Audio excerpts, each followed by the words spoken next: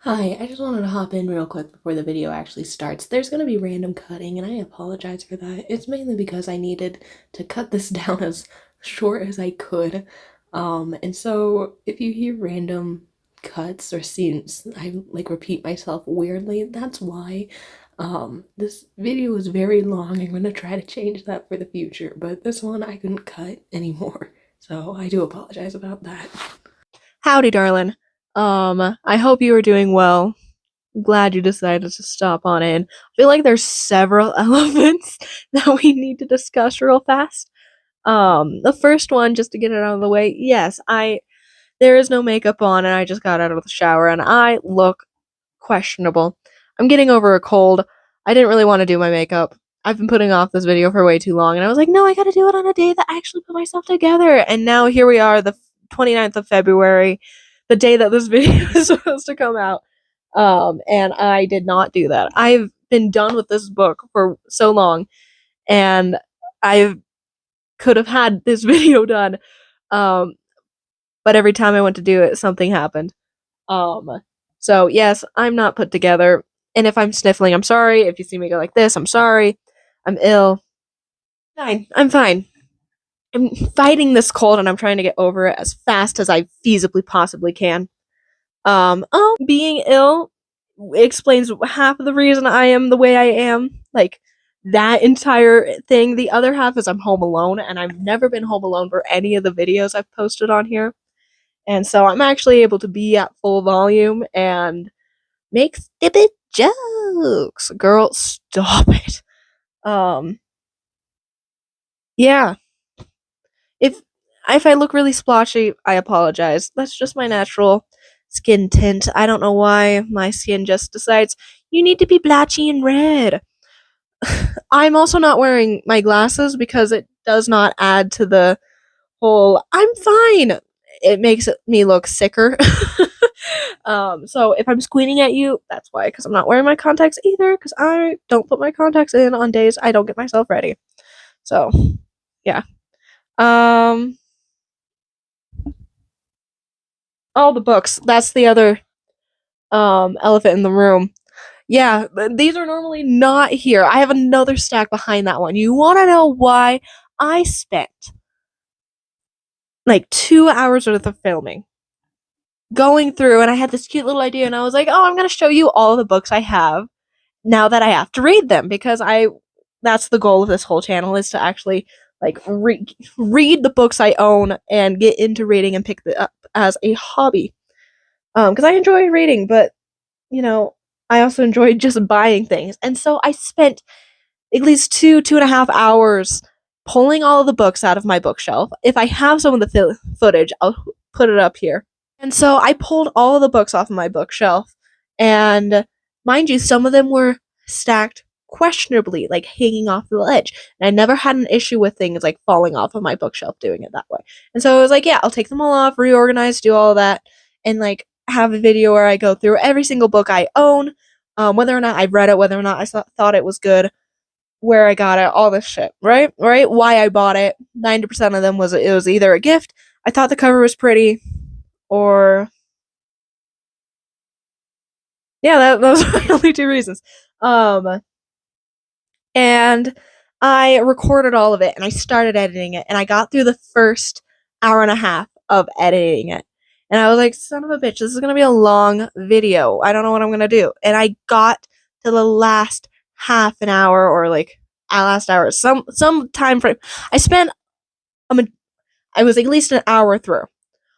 And this was like 3 separate days that I filmed this because the first day I had D&T I had to get to. The second day, I could only film for a certain amount of time. And then the last day, I finally had enough time to finish and get through everything.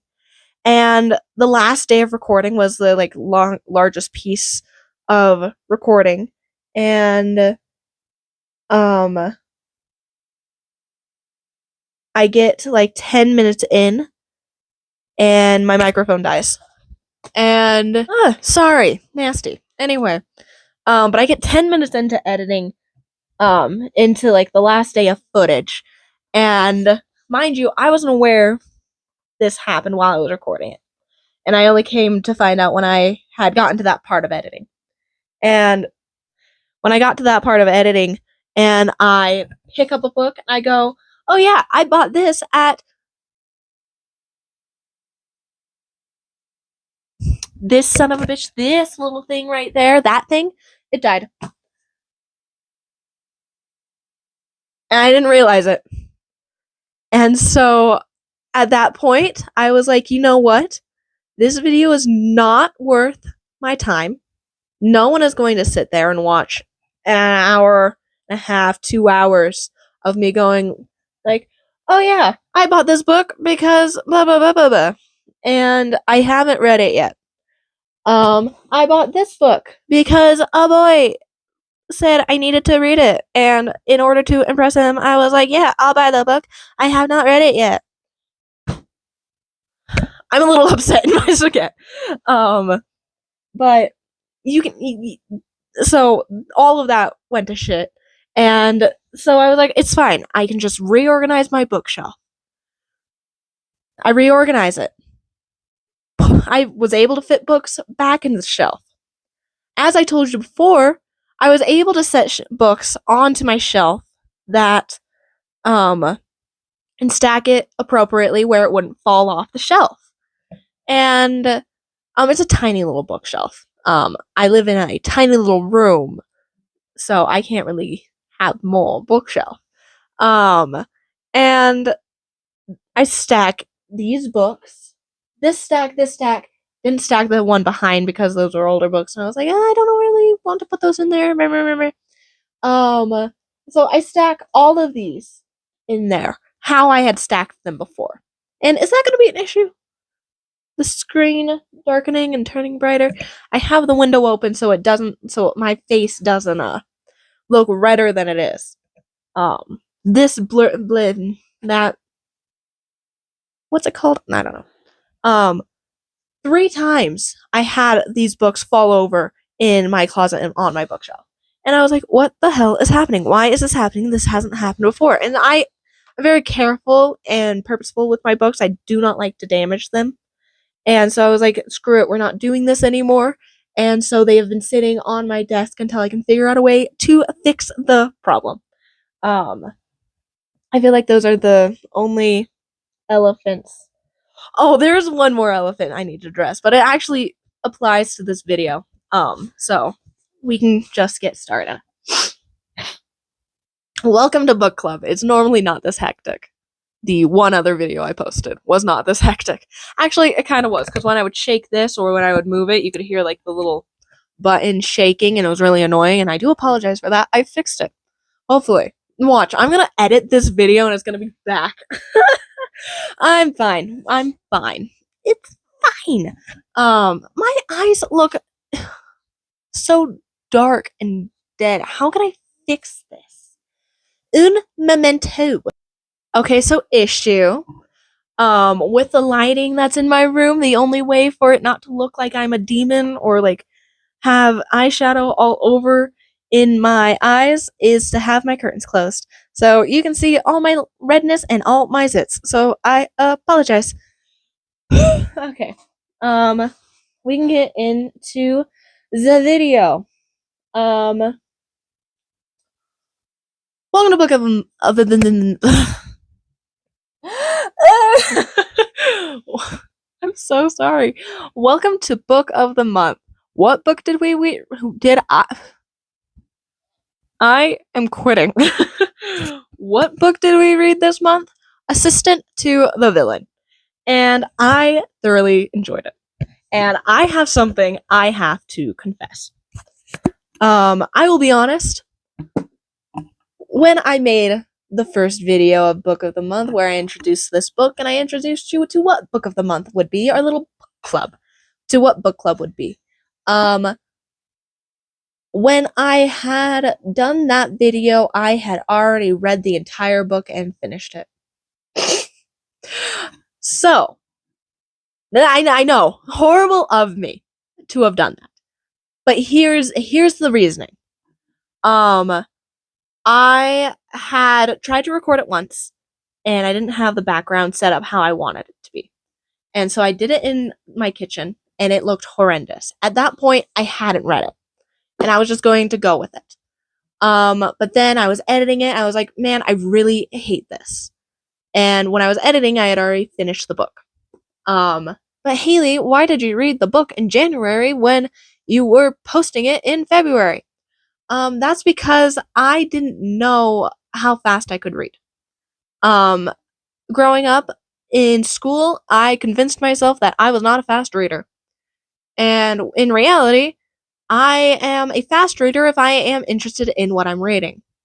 I am a very slow reader if I am told, Haley, you have to read this book for a project and you have to do a report on it. This book will never get read properly and efficiently.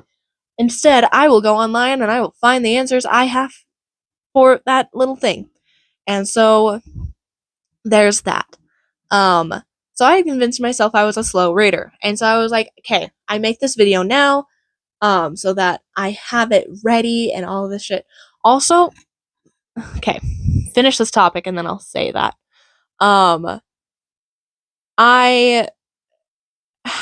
Shit, I lost it. But I was like, okay, start it now so that I have it ready by then. So that I can still be reading it in February, because I was convinced that this book was going to take me in the middle of January to February. I had convinced myself that, because I've read books this thick for school, and it's taken that long. This book I read, and it took me a damn year. The One and Only Ivan by Harper Applegate, is that? I don't know. I'm not gonna try to pull it up, but it took me a year to read, and that's not much different of size, if not like maybe the One and Only Ivan is a little bit thicker, but they're also like this one's longer. So I don't know. But it took me a year to read because I was really not interested in it. I could care less. I could not tell you anything about that book. Interesting book. I liked it enough from what I remember, but I really did not pique my interest at all. But I had to read it. And so I was like, it's going to take me forever, and I actually have to dedicate a lot of time to this book. And it just would be better if I did now. The other part of it, why I started reading it in January, was because I really dreaded reading it. I had started this idea back in December to start this channel. I had this idea in December of 2023. I really hope you heard everything. I realize if I don't hold my mic close to my mouth that you can't hear me, so I apologize. But I had this idea back in December. I think I made the channel the night I had the idea for this, and I was like, "Okay, pump this out. We'll start book of the month in January." Bitch, I didn't do that.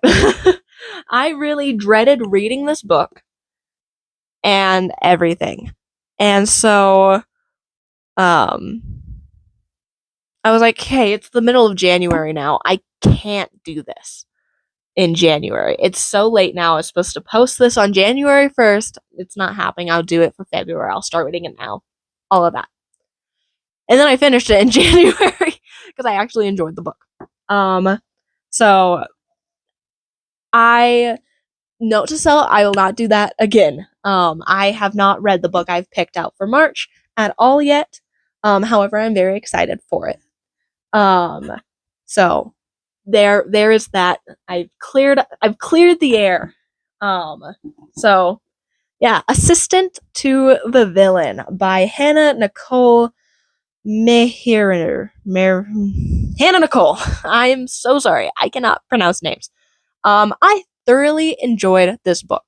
I absolutely loved and adored it. We're gonna pull out For the Love of Books really fast. My little book keep tracker thing. And you can see like how well I've read.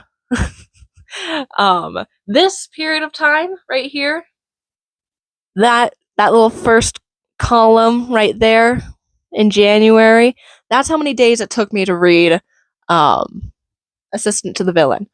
And it wouldn't. So here's the slight issue of me. I read at night. And so I would start reading it, and this is what happened. I started reading it January 16th at night.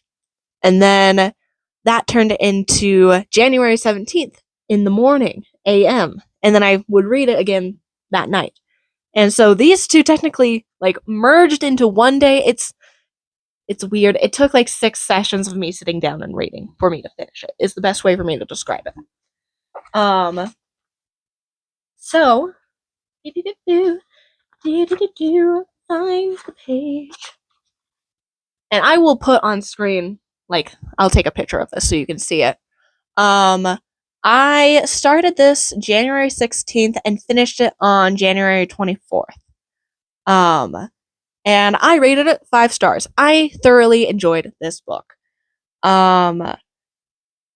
Did I like the ending? Yes, I thoroughly enjoyed the ending.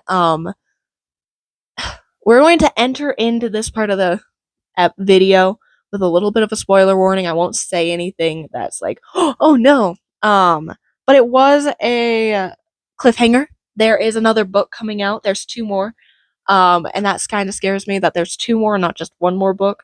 But I'll share my concerns later. But it did leave off on a cliffhanger, and I loved the cliffhanger. I thoroughly enjoyed it. For plot, I rated it a 5 of like what I thought of the plot. I thoroughly enjoyed the plot. Was my favorite thing. And then ease of reading, I also rated it a 5 because I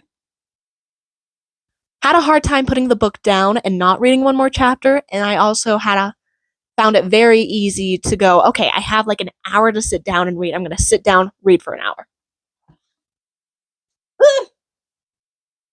Ugh. Excuse me. And then who were my favorite characters? The villain, Evie Sage, and Kingsley were my favorite characters. And then I guess we're little spoiler warning here. I'm gonna read off. In this, it has like a section for like your favorite quotes, and I had so many favorite quotes from this book that I had to use 2 sticky notes as well as the little space that was included. So we're gonna read through those real fast. So spoiler warning. But also like not spoiler warning. I mean, they're quotes from the book, but they're also out of context. So take that as you will. So here's one quote. Shoot, I forgot to restock the cheese. They are fiends for provolone. Close quote. And then this one was just something that happened that I enjoyed. When the villain got whacked by the door, have to read to find out. Open quote. Is there a reason you barreled into my office like a wrecking ball, Sage? Or were you just hoping to assault me with my own door? Close quote. Open quote. No, I have a condition where my tear ducts produce an excess of warm, salty water when I'm tired or in distress. Close quote. Open quote.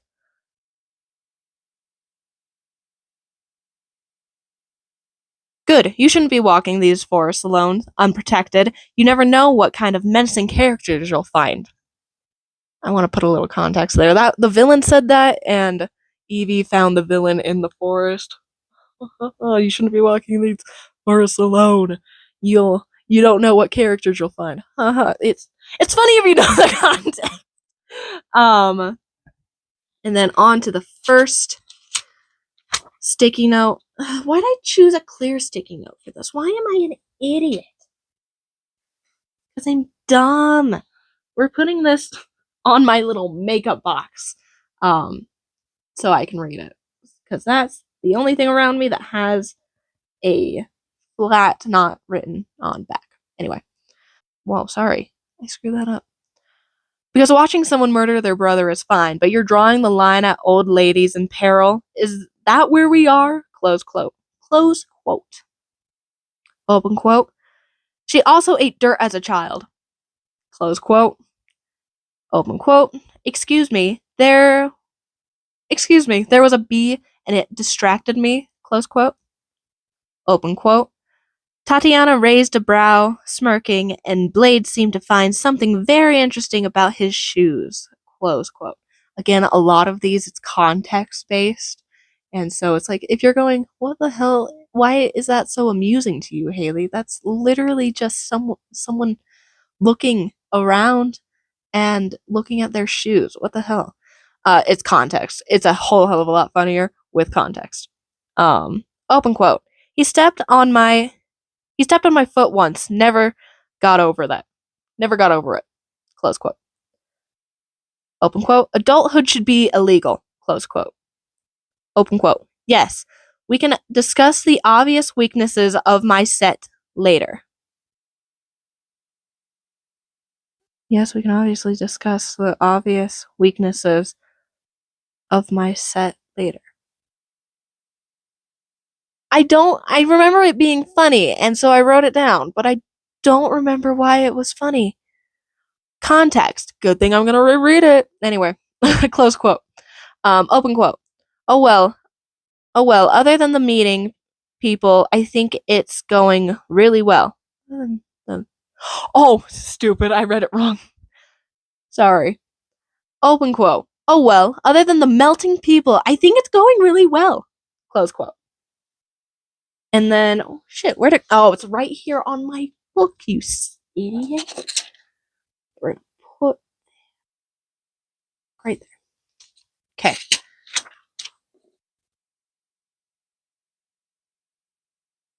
The villain was only, I'm putting my book down. That was really hurting my thumbs.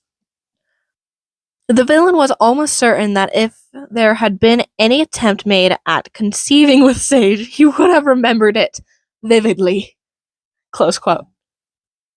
Context. Open quote. Oh, nope. Yeah, no, open quote. The villain caught you, close quote. Context. And then I wrote chapter 46. I will read chapter 46 to you later, okay? I thoroughly enjoyed it, okay? Open quote. Greetings. My assistant and I are looking for my estranged father because he was taken into custody by the valiant guards. You see, they think he's the villain, when the villain is in fact ... me. Oh, and have you seen a rare, very dangerous beast known as a Gyorvrier? We lost one, close quote. And those are my favorite quotes of the book. Yeah, very out of context, but if you read the book, you'll understand why those are so freaking funny. Yeah. Okay. What I wrote down for review notes is, oh my goodness, this was everything I could have asked for in a slow burn story. I've always had a hard time reading actual books because they are always so serious. It's the main reason I turned to fan fiction for reading, because it's so carefully balanced seriousness, humor, plot, and romance. I fell in love with the characters and stories so fast.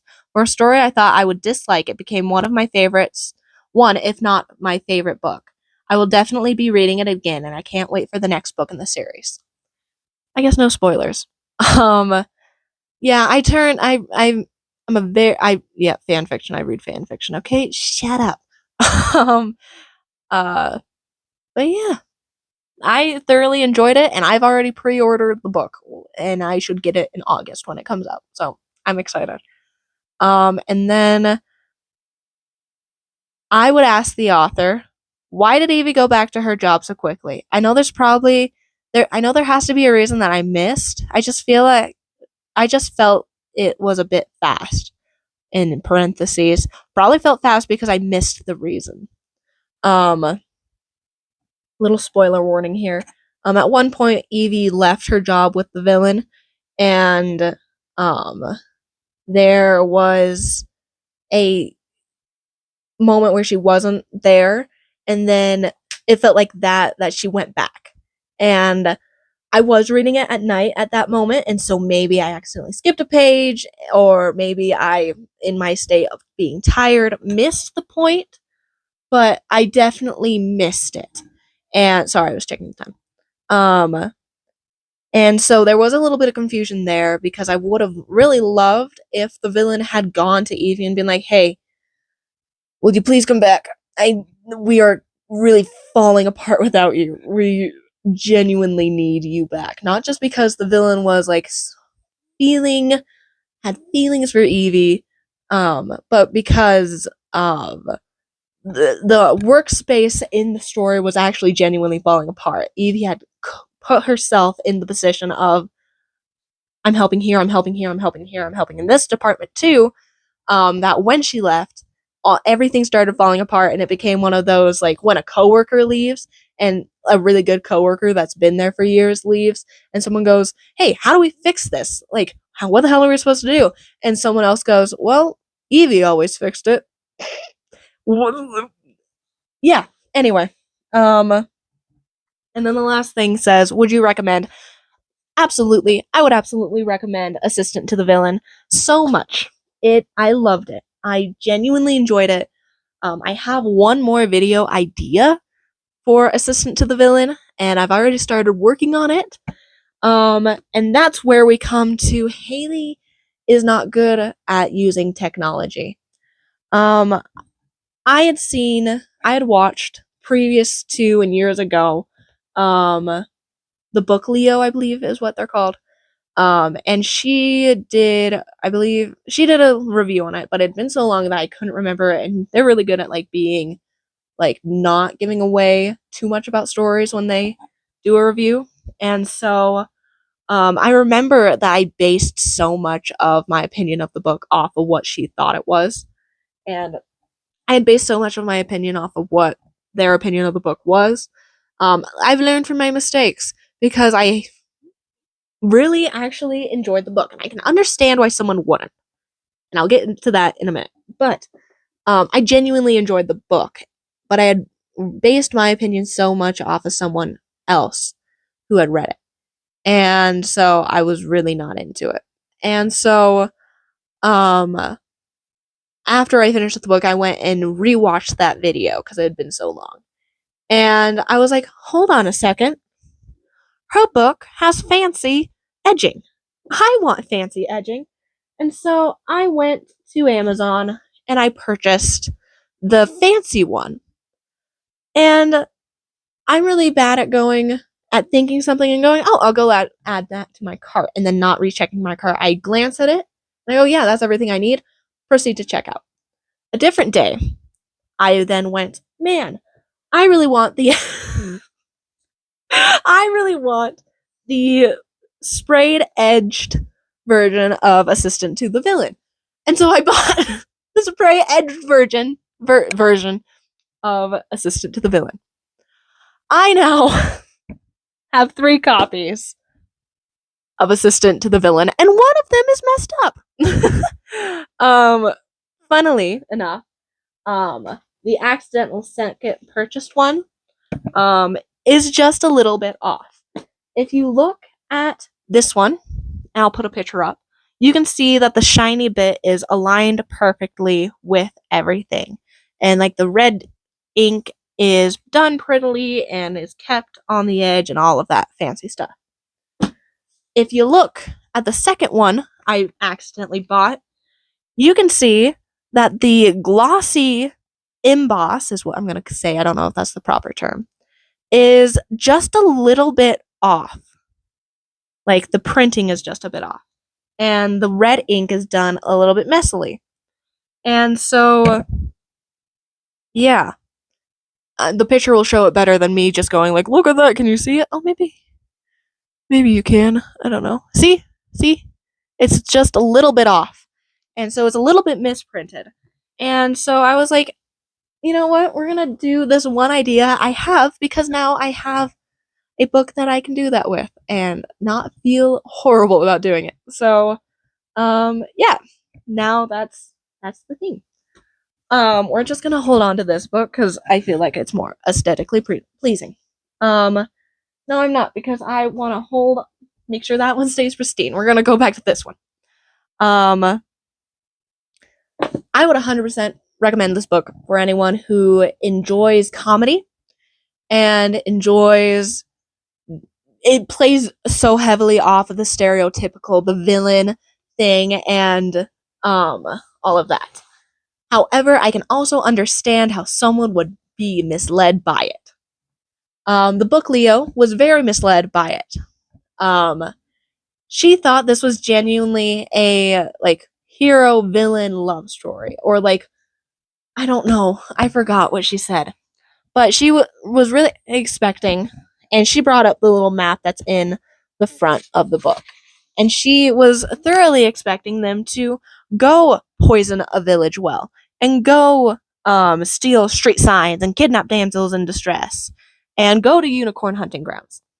That does not happen in the book. And she was thoroughly expecting like maybe going and doing evil things. And their romance building off of that. And that's not what the book is. The book is I mean, you're on the side of the villain. I mean, the villain is evil, yes, but you are also on the side of the villain. It's like when you look, I don't know. I don't know. But she did not enjoy the book because it was not what she expected. And she was very vocal about how and I love the book Leo. They're amazing. I'm I'm still subscribed and I still enjoy it. Yeah, anyway. um very disappointed that the fact that the villain just wasn't villaining in her eyes. But the thing is, it depends on the context of which you're reading. Because the prologue of this, when I first started reading it, and I read the prologue, I went into this with way too serious of an attitude. I went, man, this really isn't great. And then I got to a specific spot, and I was like, okay, Haley, this is obviously a comedy. You need to take any and all opinions you've heard about this book and shove it. And that's when I really started enjoying the book, was when I went, okay, everyone else's opinions do not matter right now. You are going into this book, taking what it's giving you. And I thoroughly enjoyed it after that. So that's the thing, is maybe don't go into books with predeterminations. That's my only criticism, is don't go into the book expecting a seriousness. I mean, there are serious moments and it does talk about some serious things, but don't go into the book with a mindset of this is what it's going to be, because it's actually this. And the thing is, what the book Leo wanted, I could understand, and I would find it interesting because she wanted them to go on all these little adventures. But in my opinion, that would be where you turn to fan fiction and you turn to like a TV show. Because when I think of a book, I think of one main plot line and maybe some subplots. Maybe they do go do one thing villainous, and you stick with the plot though. In fan fiction, you take this already written story and you write how the villain and the villain assistant go and become party crashers at a wedding. You write about how, and that's just where my opinion of that's where you go to find these mini stories, and TV shows especially can display that. You expect there to be a little bit of deviancy from the plot, but in my opinion, books stick to what the plot is. And I feel like this stuck to the plot, and the plot was a mystery. There is someone in Massacre Manor, as they call it, and they have to figure out who it is. And they go do these little villainous little acts, but they're not things like going and crashing a party, that's what the book Leo was expecting. And I can understand wanting that, but that's not what this book is. And so don't have your predeterminations of this is what this book needs to be. But I don't know. I don't know. I don't know. Still, she did a very good video, but I don't know. I just I guess that's my issue of you go into like fan fiction with no predeterminations because you don't know what the hell this author is going to do with it. Um and I went into this book, I went into the prologue of this book and hated it because I was like, man, this is dumb. This is not at all what I was expecting. Oh my goodness. Funny little haha right there. That's dumb. And once I was like, Haley, knock it off. Take what it's giving you. Maybe don't have a mindset of this has to be a serious book. Right now, it's not a serious book. And once I did that, I was like, holy shit, this is actually really good. And when I went into the first chapter with that mindset, because the entirety of the prologue, I was like, man, this is dumb. Oh my goodness. Did she just say that? Oh my goodness. Total pick me. I really disliked it. And then came the first chapter. I had switched my mindset of, okay, any and all predeterminations, gone. And I enjoyed the book after that because, as it says on the back, where is it? Maybe it doesn't say on the back. I don't know, but somewhere, I don't know if it's online or where I read it. Sorry, my chin itched. But it was like, this meets The Office. Here is this medieval office. And what do you think when you think of The Office? Shenanigans. You think of dumb things, of funny humor. I've never watched The Office, so that's what I assume when I think of The Office, when I think of those little memes. And that's what you get. You got what you got. I don't know. But I enjoyed the book. I will defend this book because I think this book is good. And I liked it. Hi, jumping in again. I just want to say I'm not trying to go ham on the book, Leo, right here. I know I sound like I'm completely, like, attacking her. I am not. I just really like this book and I wanted to share the opposite perspective of it, so I am just defending the book. I still love the book, Leo. I loved that video she made. I just wanted to say that real fast before this continued, because I was editing this and I went, that sounds like you were just attacking her. I am not. I am just saying the other side of the book. And like my perspective of the book. I don't know. I understand the book Leo's point of view too. So that's what this is. So I'm so sorry. I do want to get into more spoilery areas, and so if you are going to read this book, I suggest perhaps skipping to this time frame where I tell you what next book of the month will be. So skip to here if that's what you're here for. But if you want to hear spoilers, or want more of a reason to read the book, then welcome. Spoilers! Spoiler warning, spoiler. Here's your last chance. Here's the time frame. Okay. I freaking love this book I look so deranged. I'm so sorry. I got out of the shower, and so my hair is slicked back. I look like a rat. I'm sorry. I loved this book so freaking much. And, it's so cute. And, like, there's moments where it's like, aw, we learn so much about the villain, okay? And this was something else that the book Leo really didn't like, was the villain throughout the majority of the story. I think maybe we find out here, or somewhere in this, that why we should fear the villain. But for the rest of it, we're kind of given this opinion of we need to fear the villain. And the book Leo did not fear the villain because she had no predeterminations of why. The predetermination of why is because that is the trope that we're following. We're making fun of the villain trope, the morally gray character trope. And so you get these moments with this character, and it's so funny. But we find out why we should fear the villain at the end. And she was like, maybe if we had known that sooner, we would have liked the character more. Sorry, I loved this character. I loved this man. I love this man so much. I found a character AI of this man. I'm so sorry. You're finding out so much about me. I read fan fiction, or I still read fan fiction, you dumbass. And I am a premium member of Character AI.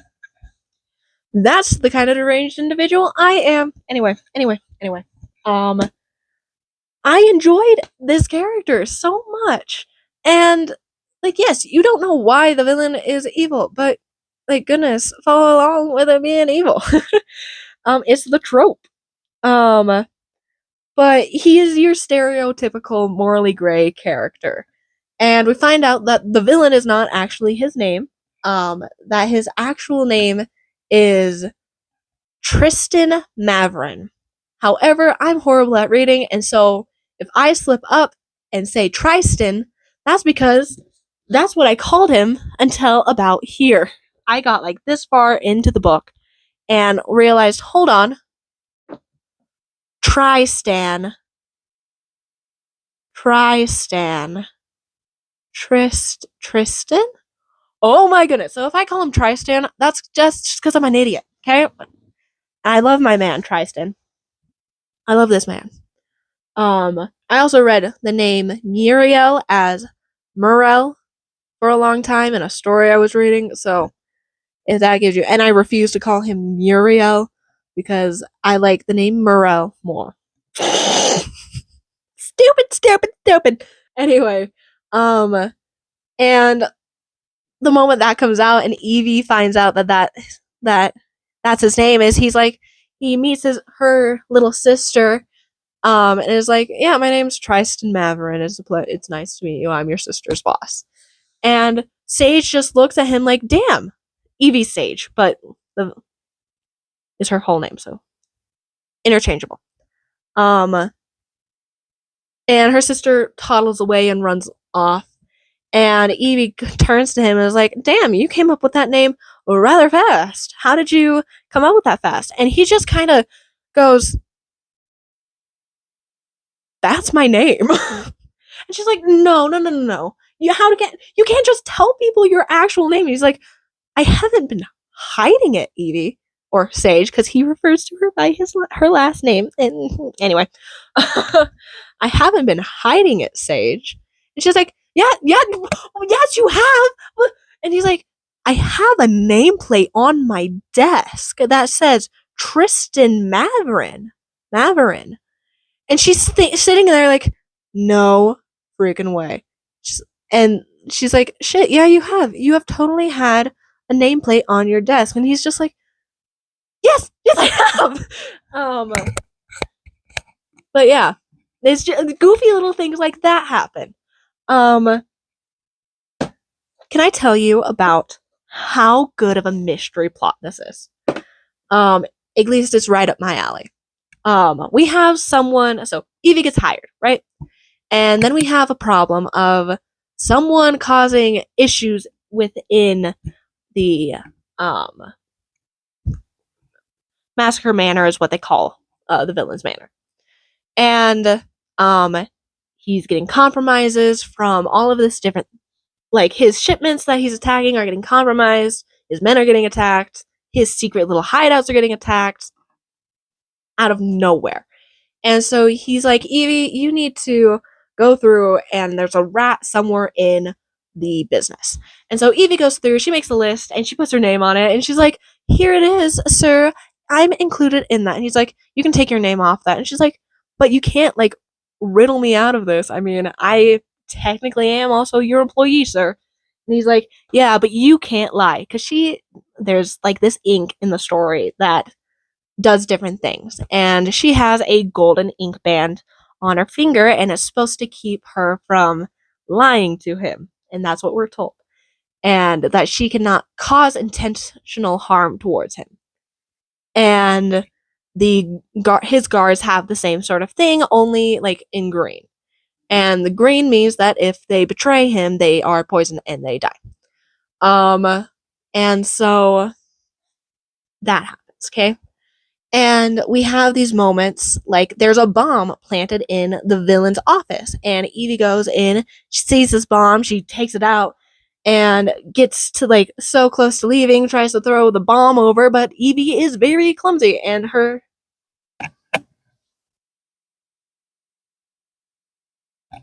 man, that zit is really visible.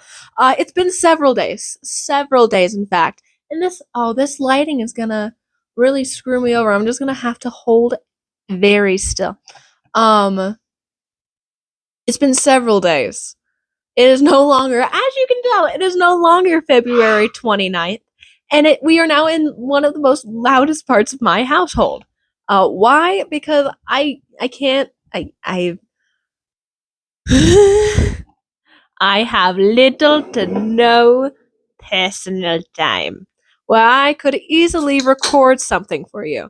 So if you hear little children's songs, I apologize. If you hear Tom and Jerry the movie, the old one, the one with Robin Starling in it, I apologize. If you hear squeals every now and then, I apologize. But the fact that this has been put off till I think March 8th, is that what today's date is? I don't know. I'm not moving to look. But the fact that this has been put off to March, second, like the second week in March, this is driving me batshit insane. So, yeah, I apologize for the sudden, much more low quality, uh, and the dogs. Apologize if you heard the dogs. um, I have no idea what the point I was trying to make in the last clip was, so we're just gonna go on our own little point. But, when Evie's very clumsy, and so as she's trying to get this bomb out and like over the wall to away from Massacre Manor, she gets her foot caught in the dirt because she's wearing heels, I think, if I remember correctly, and her heel gets stuck in the dirt as she falls, and she chucks this bomb, and it doesn't clear the wall, and so she's freaking out. She's trying to get her foot unstuck, and the villain is off getting this Gorvire, a Guavwire. I'll put the word on screen because I cannot speak. um, he's out getting this Gorvia, or maybe that was a different point. I'm pretty sure that's the same point. Yeah. Anyway, he's out. He comes back because he's like, shit, Evie's in danger. No, he comes back because he's done with that. And Becky, who has hated Sage since the beginning, is like, sir, it's Sage. She's the bomb. And all she needed to say was danger, Evie, and he was gone. He's booking it towards where Becky said, Becky? Rebecca? Yeah, that's because, yeah, it's Rebecca. You can see my little badly done bun in the wardrobe, and I keep looking at it, and it amuses me. Anyway, and so he gets there. He's not able to get her unstuck, but he's able to protect her from the blast. Bomb goes off. Boom, bada bing, bada boom. Wall's destroyed. And suddenly they're like, well, shit. Not only is this person that's a rat inside the manor, now it's trying to kill the villain and almost killed Evie instead. So the villain is a little bit upset, and he doesn't really know why he's upset because he's like, this is just my assistant. He's like, don't go after my employees. I've never felt this way for an employee. You get the gist of it. It's kind of like one of those moments of, I care probably a little bit too much. Sorry. I keep trying to see what the dogs are barking at. Anyway. So that happens, and they're like, okay, this is actually more of a prominent issue. But I guess the villain's like, this is a prominent issue, so we're going to, move my plan along. And so he gets this Guavire, and they need the female Guavire. And who has the female Guavire? I'm saying this so wrong. The Guavire, the king. And apparently female Guavires are Very like not overprotective, but like very protective, envious, and jealous, I think is his described. And so once they have the male in captivity, and they like mate for life. So if they have one mate, divorce ain't here. I make jokes and I go, what? That doesn't even make any sense. Just shut up. I'm shutting up, I'm sorry. And so they get him captured. No, I'm skipping so much. So the villain goes over to the bomb and is like, what is this bomb? And he's like, this son of a bitchin' bomb. He recognizes the make and model of this bomb. And he's like, Evie, we have to go somewhere. And so he's like, meet at this like low shack, like this little, I don't know what to call it, bar. It's a bar, but like the tavern, that's the word. But it's like not high quality if I remember. It's like one of those sleazy bars. Maybe, if I remember right. And so she's like, okay, I'll meet you there. And so she dresses to the nine for some reason. And it's cute. We love it. And so she dresses to the nine, shows up to this bar, is looking around for the villain, doesn't see him. But who does she see? None other than her ex. And her ex is like this sleazeball, and he's absolutely disgusting. And he's like, oh, Evie, still alone? And like makes all these like gross remarks. And she's like, no, I'm waiting for my boyfriend or my date. I forget what she said, but we're going to say date. And he's like, oh yeah, you have a date? Yeah, sure, honey. Sure you do. As the villain walks over and goes, do we have a problem? And Evie speaks up and is like, hey, yeah, no problem here. This is just like my ex-boyfriend. This is my date. And the villain's just standing there like, what is happening right now? And Evie at this point has forgotten what she's wearing, and she's wearing like this white top with a corset, and she's like all cinched up. And normally, like her, if I remember correctly, her non-existent chest is now very prominent. And all this stuff. And that's how the ex-boyfriend goes away because he's like, jealousy. Now I'm gonna walk away because both my ego and my pride have been hurt tonight. So he walks away, and the villain's like, what was that? And Eva's like, I am so sorry. Tells him everything, and she's like, I'm so sorry. Here's the reasons, XYZ. They go sit down at a table, and he's all distracted. She's like, what on earth is he staring at? And she realizes what she's wearing. She's like, oh my goodness. I am being ogled by my hot boss. And she's like, oh my goodness, I'm being ogled by my hot boss, if I remember correctly. Mind you, it is now March, and I read this back in January. So this is going off of my hazy memory. I really hope that's not too loud. Otherwise, you're going to be hearing Lucas the Spider. Yeah, I should fix that. Now watch, despite the fact that it's turned down low, you're going to still be able to pick it up the one day my mic decides to work. Anyway, I have a table in front of me. I actually really like this. This isn't too bad. Maya's Lucas the Spider. Are we falling again? Are we good? I can't tell. Anyway, so he's like, I read this back in January, and it's March, and so you gotta bear with me, okay? Okay. And so he's like, okay, here's the plan. We gotta wait until the bar owner comes in, the barkeep man. And you're gonna have to act like you know him because you guys are best buds, and you're gonna have to call him over here. She's like, why do I have to? Why can't you? Is that why you brought me here? Like, I don't really see why you needed me here. And he's like, well, Sage, if you take a look around, you'll know. And this is just me being overdramatic, by the way. But also, this is basically what happened.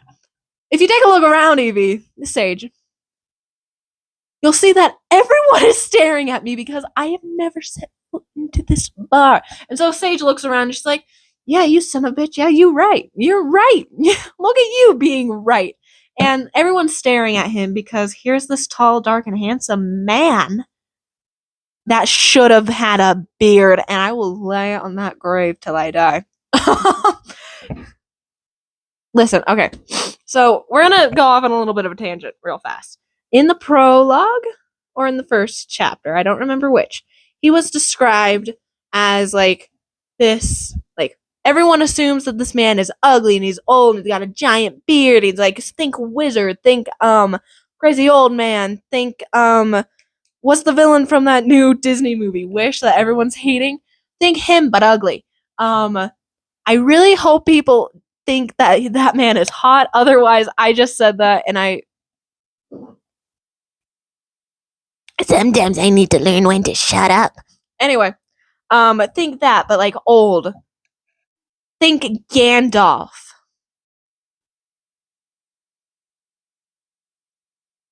But ugly. I'm trying to Saruman. Think Saruman.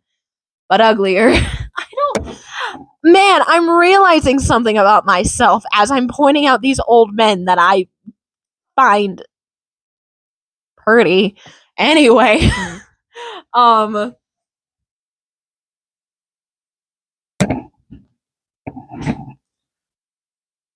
don't know where to go with this. Ugly old man, ugly old. Think not old, sorry. Not old, but think Gollum. But if Gollum was a human and old beard, balding, old, think ugly, okay? I don't know. Anyway, monster, ugly guy, evil incarnate.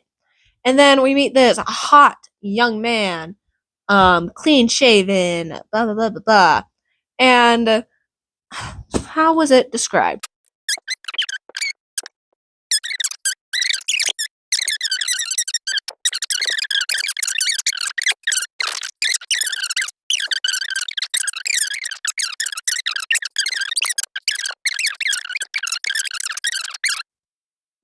Maybe not.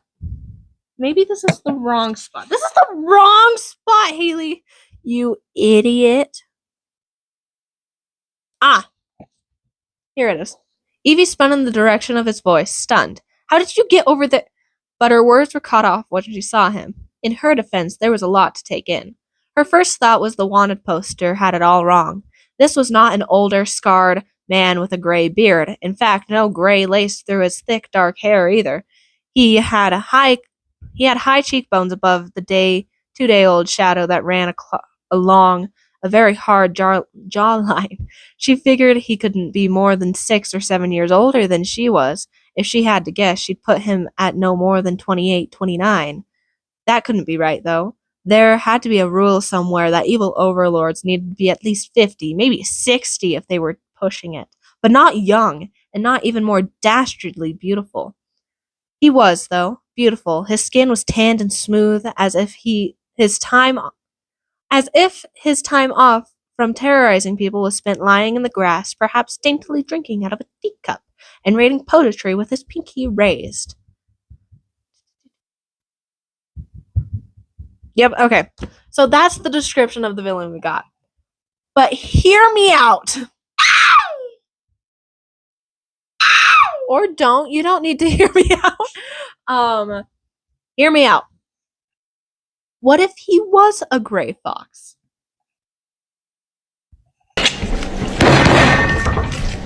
Like, you can't see the table, but if I had a card in my hand, I was banging the table.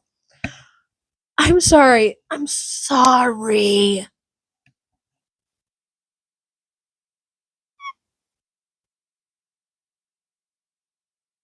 But he could have been dastardly. Can you imagine? I'm gonna shut up before I continue this. Anyway, that's my tangent. Old men can be attractive too. Oh no. Okay, I feel like there needs to be some redemption here. There's no redemption. Anyway, okay, we're gonna go back. Okay, But they're in the bar and everyone's staring at him because this is a new young man that they don't know who is. And they're like, man, what an attractive man. Cause like, yeah, that's an attractive man. And so she's like, okay, that's understandable. I get that. And so then all of a sudden, the barkeep walks in, the owner of the bar, and are you okay? Anyway, the villain's like, okay, Eve, sorry. Okay, Sage, you need to be very smooth about this, very calm. And Eve's just over here like, hey, my best friend, my buddy. And calls over the barkeep because the barkeep's like, what you need? Remove the camera a little bit because I was coming out of frame. Anyway, and she says like, hey, buddy, I'll tell her buddy. And he's like, ooh, pretty lady, we're gonna go talk to her. And so he goes over, he's talking, and then he spots the villain. He's like, oh, shit. Hey! How you doing, brother? And Eve's just like, huh? Evie's just sitting there like, I'm sorry, brother? Is that what you just said? So they go into the back, and, like, they go through the back outside, because Tristan was about to cause a scene. And he was like, okay, let's not do this here. If you're going to kill me, at least let's do it outside where my patrons can't see. And he was just like, man, yeah, I'm not going to let him kill you right away. And so that's where one of my favorite quotes starts to come in is he starts questioning his brother, and he's like, why'd you build a bomb that was meant to kill me? And he's like, listen, okay, I'm gonna be honest, I stopped building clocks because they're trying to be discreet about it. And he's like, why'd you build this clock for this guy? And he's like, I'm gonna be honest, brother, I got a little bit tipsy and made a deal with someone, sold them a clock, and they went about their way. And if I remember right, Tristan's like, hey, why'd you stop building clocks? And he's like, so these young kids wanted to prank a grandma and sit it in her toilet, and it just didn't sit right with me. And Evie's like, what? Oh my goodness. That's what you did? And that's where okay, so murdering your own brother is fine, but we draw the line at, look at the quote. Because watching someone murder their brother is fine, but you draw the line at old ladies in peril. Is that where we are? So it's a funny scene. Anyway, he's like, I did not realize who I was selling it to. I was drunk, and I was like, yeah, I'll sell you a bomb. And so he sold him a bomb, and he didn't catch any information. And he's like, well, you're useless. Thanks, brother. I won't kill you this time, but I will next time. And the brother's like, I'll let you do it. And they go to leave, and he goes, shit, Tristan, I have one more piece of information I just remembered. And he's like, what? What is it, brother, whose name is escaping me? And he's like, when I was selling the bomb to him, I looked at his fingers, and they were stained with blue ink, like around the nail beds. You know the only person that could possibly be. And Tristan gets all, like, broody. More broody than this broody man gets.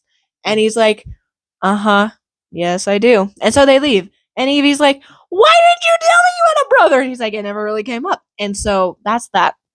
But a lot more scenes like that happen where they're like, situations come up where you're like, oh, I think it's this person. Like, at one point, I thought it was Blade, the dragon trainer, because he was like, hey, will you go get this book from my room for me? And Evie's like, yes, of course I will. And so she goes up to his room and spots this letter on the ground, and she opens it, and it's from the king. And it's like this offer to him. And she's like, that son of a bitch, he's the rat. And Blade comes in and is like, you weren't supposed to find that. And then the chapter ends, and we switch perspectives, I believe, if I remember correctly. And we're like, shit, son of a bitch, it's Blade. Evie's with Blade. The villain doesn't know. Things are going down. And then it switches back. And it's like, I actually was offered a job by the king before I came and joined here. I stole the dragon egg from the king. And I had nowhere else to go other than here. I keep this as a reminder, blah, blah, blah, blah, blah. And Evie's like, you have to tell the villain this. You realize that, correct? And he's like, I know. And Evie's like, I'm going to hold on to this. And she holds on to the letter. And, but you have to tell him yourself. I won't tell him, but you do have to tell him. And he's like, yeah, I know. I will tell him eventually. I will tell him. And so that happens. And then later, so from the beginning, I thought it was Becky, because, like, Becky is just a bitch. I don't like her. And I just don't like Becky. And so I'm standing on this hill of it's Becky, and then I'm like, it's Blade, and then I'm like, it's Becky. And so that comes and bites her in the ass of holding on to this letter because it falls out of her pocket, and Becky comes into the office as soon, I think they were about to kiss or something. I don't really remember what was going to happen between the villain and Sage. I think they were going to admit something. They're about to have this sweet little moment, and Beckett Becky comes in like, hey, Evie, I believe you dropped this, and gives it to the villain. And the villain reads it, and the unfortunate thing is it's not labeled to Blade, if I remember correctly. And so he's like, Sage, what the hell is this? And she's like, that's exactly what you think it is. And he's like, why on earth do you have it? And she's like, it's not mine. It is someone else's. I'm allowing them to come forward on their own, or says something along those lines, but the villain is so pissed off that he's not listening. And so he's like, no, this is, says some things. And Evie's like, you know what? Screw this. I quit. And walks out, and the villain's like, yeah, good riddance. And Becky's just standing there like, I just got rid of my workplace enemy. I am thriving. So Evie leaves. Couple weeks go by, I think is what it said, or a couple days. And what I was saying earlier about, like, when like a coworker leaves and like all this stuff happens and you don't know how to take care of it. Well, Becky becomes the villain's assistant, which is the position she wanted, which is why she hated Sage so much, is because she wanted that position. But this new person, Sage, got it, and that's why I was thinking it was Becky the whole time, because, I mean, fine, villain, you don't realize how villainy I can be. I can be villainy. And so, anyway, she becomes the new villain assistant, and everything's going to shit. And like, they've got like this filing system, this magical filing system. It's like a computer almost, but it's with filing cabinets, and they're unable to use it. Everything's getting mixed up, and the villain's like, how do we fix what do we normally do when this happens? And everyone's like, well, Sage figured out how to fix it, and she's the only one who knows how. And so the villain's like, oh, screw this, and a bunch of that sort of stuff is happening. Morale is down because Sage is gone, all of this stuff. And Sage had like integrated herself into every aspect of like the villain's business and company base. It's basically a business and a company that he runs, practically. Take that as you will. And she had integrated herself into every aspect of it, that now that she was no longer there, it was now falling apart. And Blade comes in and is like, hey, we gotta get Sage back. And he's like, no, we are not doing that. And Blade's like, I also have to confess something. And he confesses that the letter was his, tells the whole reasoning behind it, and the villain's like, you son of a bitch. And so that happens, but the villain's like, I'm not gonna go get Sage. That's not gonna happen. And so we flip over to Sage's perspective, and she's like all depressed. And she's thinking she's gonna die because of the ring she has inked around her finger. And she's like, he thinks I've betrayed him. And now and she's thinking she's going to die because the inkings on the guards, if they betray the villain, they get poisoned and they die. And so she's like, maybe this is just a slow painful death that I'm going to experience. And she's just there like, I'm going to die. And her dad is like, hey, sweetheart, says something inspirational. I don't really care what he said. I forgot. But it was actually really inspirational and really sweet what he said. And she's like, you know what? Yeah, you're right. And this is where my question came in of from the love of books that I wrote down, like if I could ask the author one thing. This is where that question came in of why did Evie go back to her job so quickly? I know there has to be a reason that I missed. It just felt a bit fast. Probably felt fast because I missed something.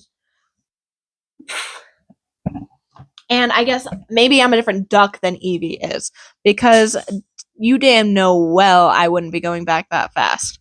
I might not be going back. That's just who I am.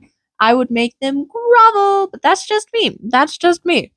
So she goes back, and then we have a couple of different scenarios happen. We then have a moment where we're like, it's. Oh, anyway. We then have a moment where we're like, maybe it's not Becky, but then I'm on the Becky hate train. I really dislike Becky. And so a couple other things happen. I'm trying to like point blank name things that happened. The villain has Sage meet her out in like this meadow, and she gets there and she sees Tristan there and Tatiana. Tatiana is this healer chick who always wears pink and always super pretty, all this stuff. And she's there and she's like, I don't want to do this. Why are you bringing me along for this? This is freaking dumb. Why are you doing this? Why art thou barking? Ah, because there's someone walking outside. We're gonna keep going. And so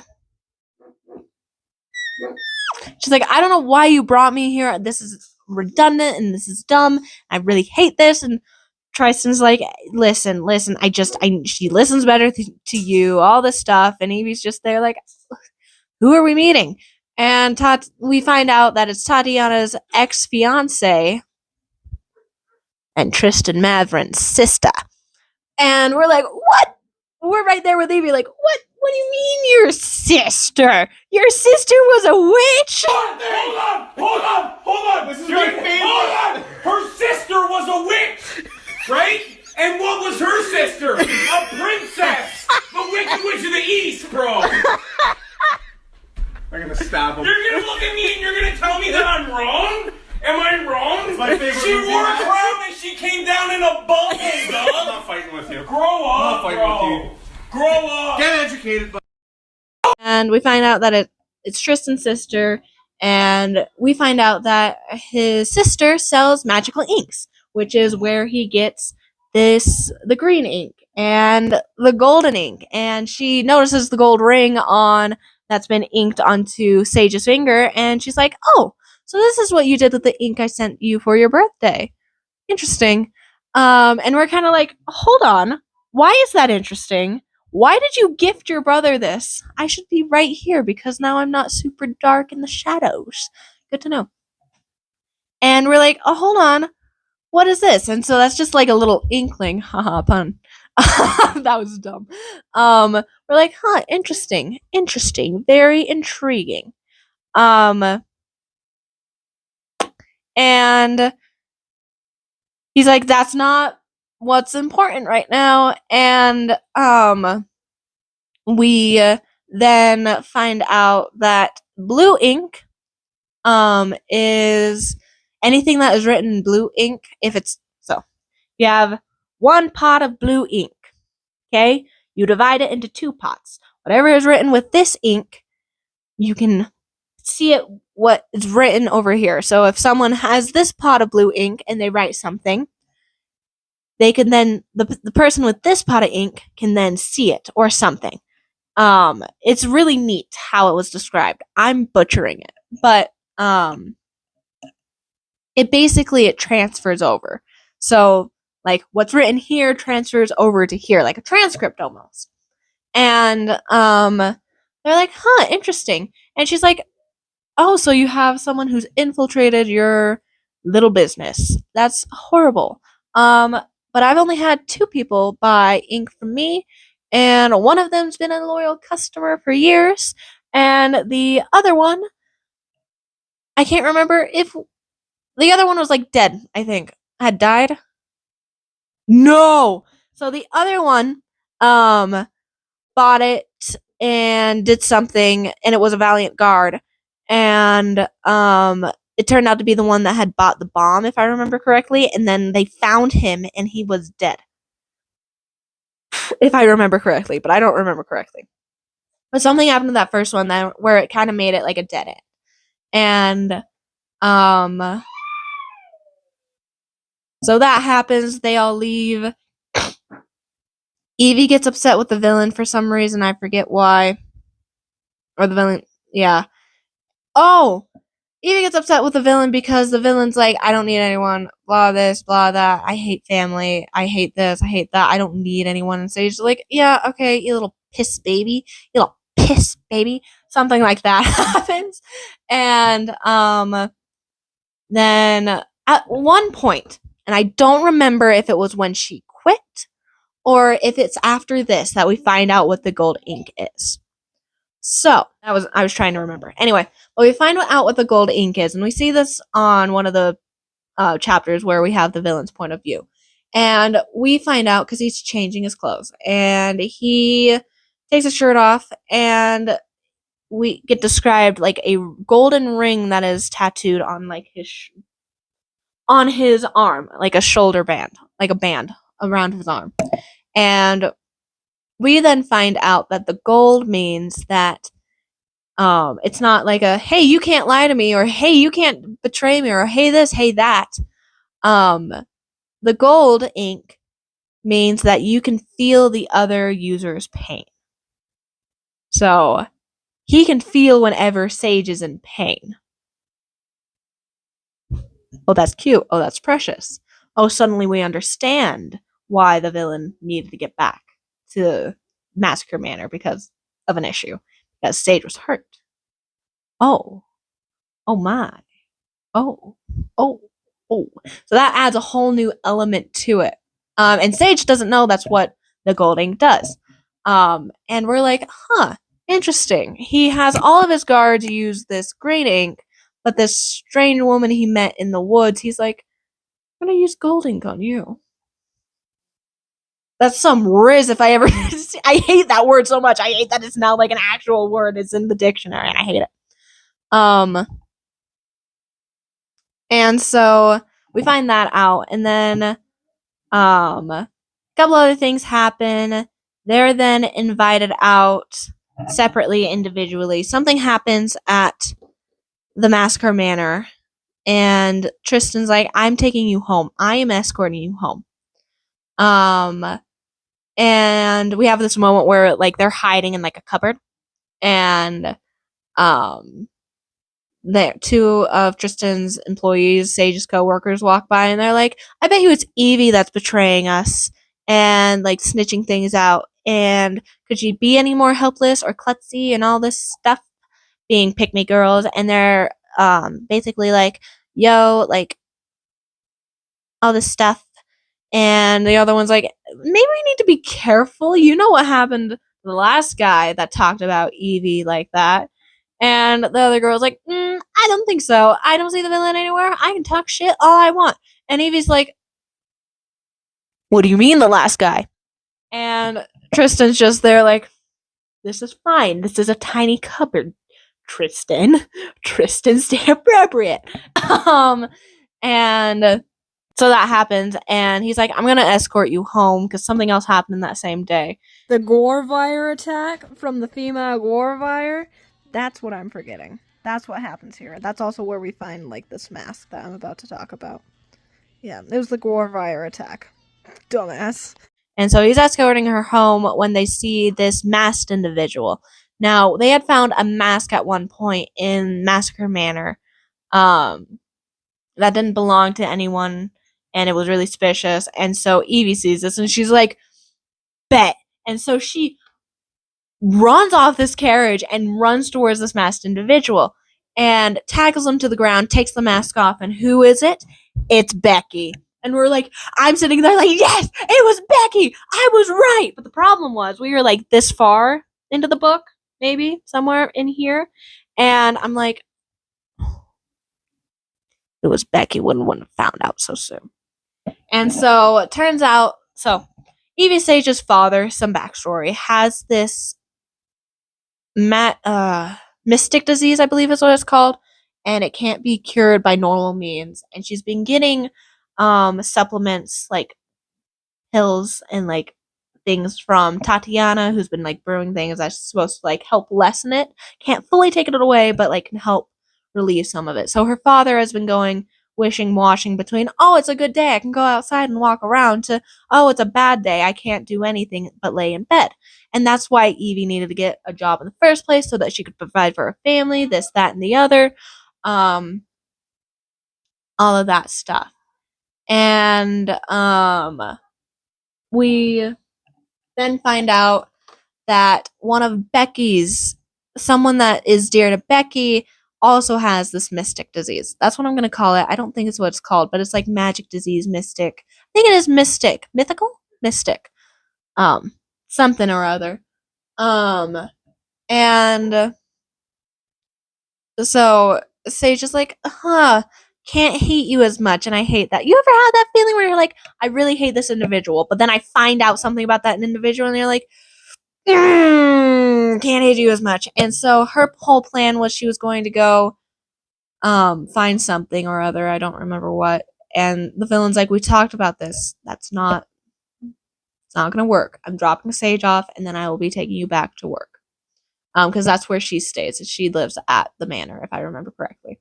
So he drops Sage off. Sage goes to her room, sees her little sister. They talk for a second. She goes all the way to her room. She finds this letter that's saying, hey, you want to see... Oh, what do they call him? The nearly set sun glimmered one last ray through the pane of her window, catching on something gold sitting on her desk. Rising against the aches of her muscles, she walked over to the table and picked up the envelope with foiled lettering on the outside that read, Evangelina, I thought this would be of interest. X, you know who I am. Evie nearly dropped the note as her head whipped around the room, expecting whatever intruder had placed it there to be standing in a darkened corner or lurking under the bed. Lissa. So her sister's name is Alyssa, but she calls her Lissa. Lissa, what? Her sister peeked her head into the room, looking irritated. Did you put this on my desk? Evie held up the envelope, freezing when she saw that the lock to her window was unlatched and there was a slight gap between the frame and the glass. No, that wasn't there when I checked your room this morning. What is it? Can I see it? Can I see? Lissa bounced through the doorway, and Evie felt a shaking of her nerves that wouldn't calm. Not right now, Lissa. This is for work. You can look later, Evie said kindly. Her sister rolled her eyes and shut the door. The envelope was torn before she heard the click. Her fingers ripped out the parchment. Bold letters etched to the font. To Evangelina Sage. Looking for a cure? Briar's Peak tonight. Dressed for a formal celebration hosted by the Core Healer. This invitation permits one person and one person only. But she's like, this has to be from the rat inside of Massacre Manor. But at the same time, it's a little important that I fix my father, and so if the Core Healer's going to be there, I'm going there. And it's supposed that like the Core Healer can fix like this mystic disease.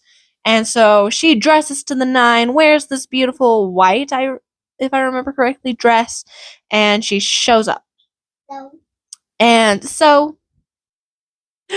And on her way, she runs into Blade, who's also dressed fairly nicely, if I remember correctly, and is like, hey, where are you going? And we find out that he's also got an invitation. And then who do we run into? Becky. And they've all decided not to tell the villain where they're going. And so Becky's letter reads, to Rebecca Earring, Looking for a cure? Briar's Peak tonight. Dress for a formal celebration hosted by the Cure Healer. This invitation permits one person. I'm really hoping that this has been recording the whole time because it's flashing red now sometimes. So I really hope you're picking up everything. And then Blade's note says the same thing, except it doesn't include the looking for a cure. He's like, I'm just here to party. And Becky's like, you know why I'm here, Sage. And Sage is like, I know why you're here. You know why I'm here. And so they go to this party. And they meet this dashingly handsome core healer. Okay?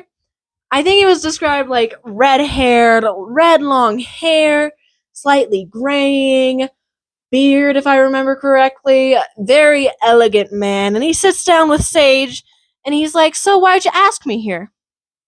And Sage is like, I'm sorry, what? He's like, yeah. I mean, I wasn't going to hold a party, and I'm known for holding parties. But I wasn't going to hold a party here, but you begged for me to come, and, you mentioned something about my son. And we're like, your son? No, wait, no. That's not mentioned. Sorry. I'm getting ahead of myself. Maybe it was. How you work for my son, Tristan Maverin. And we're like, the core healer is your father? And so, very dashingly rugged, handsome man that I've created in my head for this man.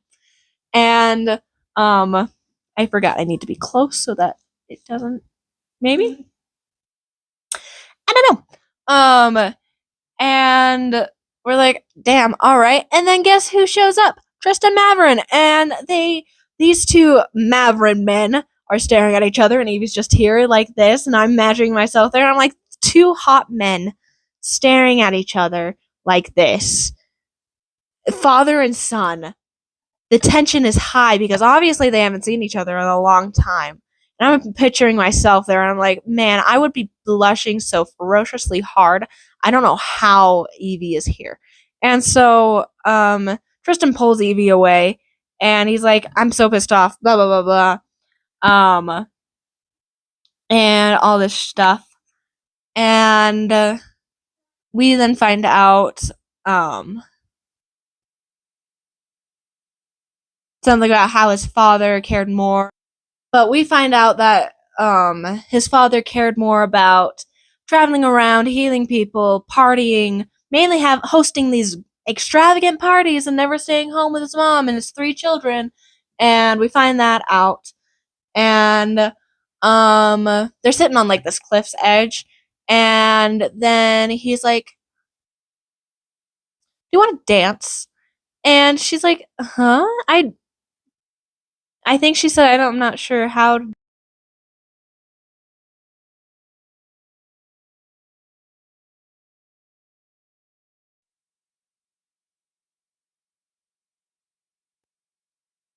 Been turned off, but I just saw it. So I'm gonna ad lib what I was saying before, and I'm gonna keep an eye on this.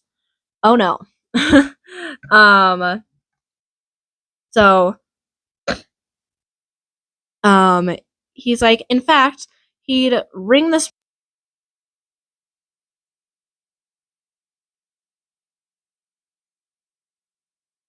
So my microphone is dead, so we're just gonna have to use my phone speaker, which is great. And I lost where I was. At least his siblings' hope for redemption for him had finally died, and they were far more tolerable to be around. His mother's hopes, he knew, had died too, but that was a whole other brand of torture to subject himself to. Later, perhaps.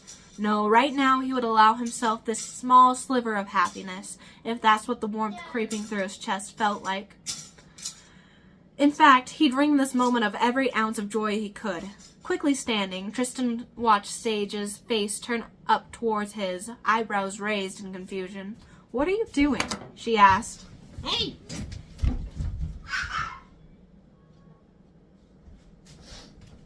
Set that over there. Okay. What are you doing? Her eyes widened when she saw him reach out a hand for her. Would you like to dance? Her eyes widened even more, but a small smile graced the red bow of her lips. With whom? She looked around theatrically. Tristan smirked because in all truth she was very funny with me. And so I don't know why I started reading that to you, but basically she's like, I don't dance with other people. Usually I spin around in circles and I get dizzy. And he was allowing himself this one happy moment, and this was a different sort of torture, one he had never experienced before. He'd become so good at not wanting anything above what he could take. But this woman was not a possession. She was a person he greatly admired and respected. Someone he relied on more than he'd ever thought possible. Someone to whom he would never admit any of this. You get this one happy moment, he reminded himself. Hi, you're bumping things. And so we get this moment and we're like, you son of a bitch, you're not ever going to admit your... Hi. Hello. And we're like, you son of a bitch, you're not ever going to admit your feelings for Sage. And in this moment, he's accepting the fact that he does have feelings for Sage, but he's also saying that he's never going to admit them. And so we're like, great, this is wonderful. And so it goes from this happy little moment to there's suddenly screaming and fire as we look out across. Because how this is set up is you have like a forest over here, little bridge, valley, where the party is at. Evie and Tristan look over there, and what's on fire? The party. And so the party's on fire. Things are getting lit. I don't know if that's the proper. We're gonna hope. Things are rocking out, man. And they're like, well, shit.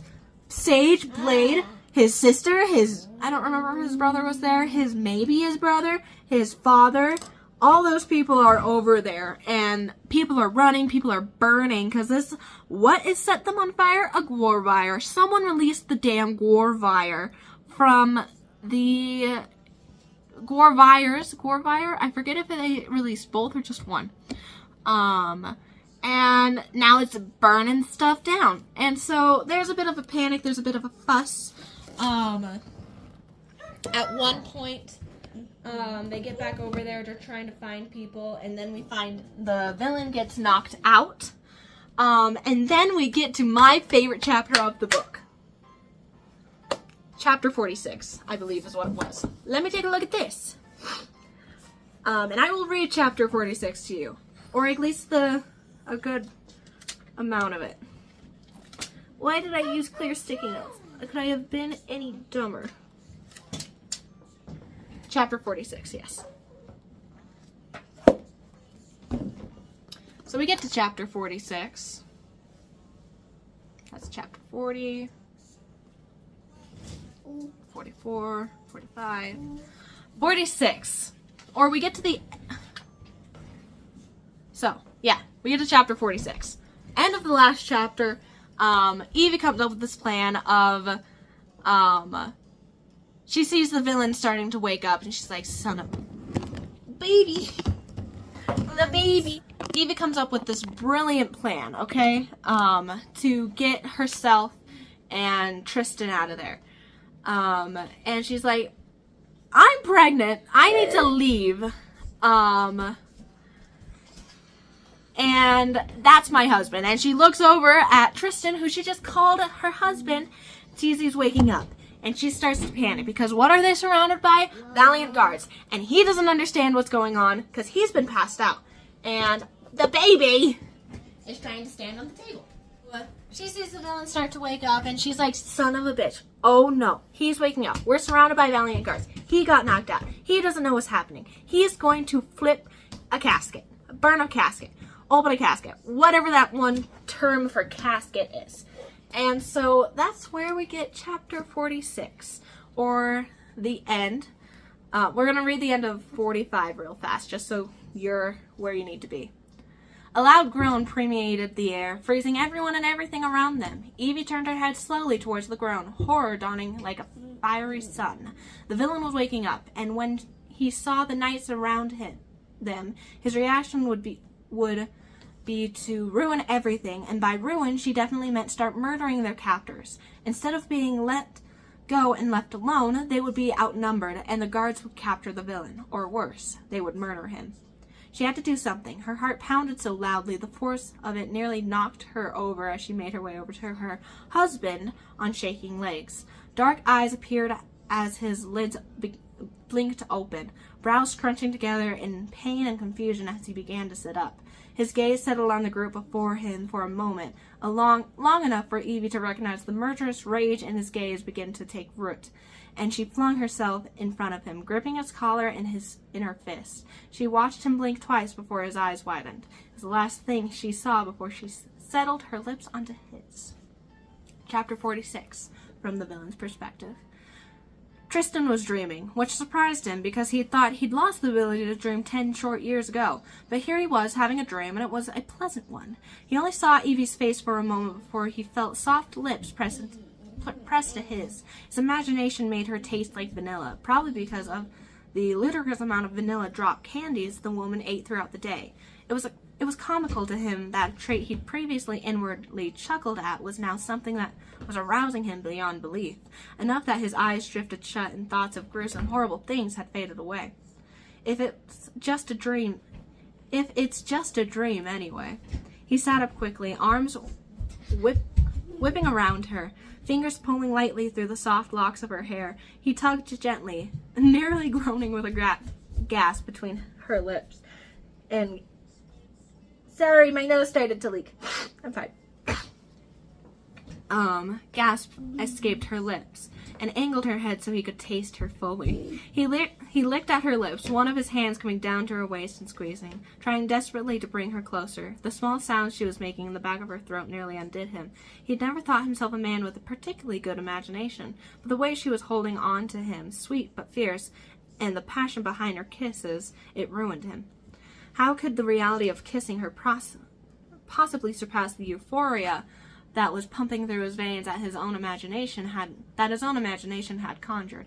In a devastating moment, her lips pulled from his just an inch before the dream. Evie whispered, "Sir, they think." "Shh," he whispered, pulling her in for one more slow touch of their lips. She resisted for a moment before settling once more against his mouth and gripping his cheeks in her hands. He thought he heard someone cough, which was quite rude of his subconscious, but he pulled back anyway and watched as her lips drifted closer, wanting to bring her back to him. "What were you going to say, love?" he whispered, smiling crookedly as he ran a hand down her soft cheek. Her eyes widened with something like hope before it vanished and was replaced with realization. "Oh," she whispered, You heard my lie to the nice about us being married. That's why you..." "What?" He tilted his head, the dream no longer making sense. He didn't want to, but he looked beyond Evie to the crowd surrounding them. Valiant guards were standing at attention, watching them with laser focus. Civilians were gathered around, and Arthur was leaning off in the corner, covered in blood. It was also Deadlands, this is real. Before he could think, he stood, bringing Sage up with him, and shoved her behind him. His power boiled beneath his skin, wanting to destroy, needing to eviscerate, but before he could strike, one of the knights stepped forward. "We mean you and your wife no harm." She explained everything. "My wife?" He looked towards Sage and read the quiet communication behind her eyes. "My wife" was a thought. "I told them about our troubles with conceiving, dear." The villain was almost certain that if there had been any attempt made at conceiving with Sage, he would remember vividly. "Yes, I see." Sage looked relieved as she closed her hands in his. He refused to enjoy it. "Everyone may go," the knight with the kind voice emerged from the crowd. "We're sorry for frightening you further, and I assure all of you we are doing our best to catch the Giorvire." There's the word. The Giorvire. And capture the villain. The crowd clapped lightly at the pretty speech, as did Tristan.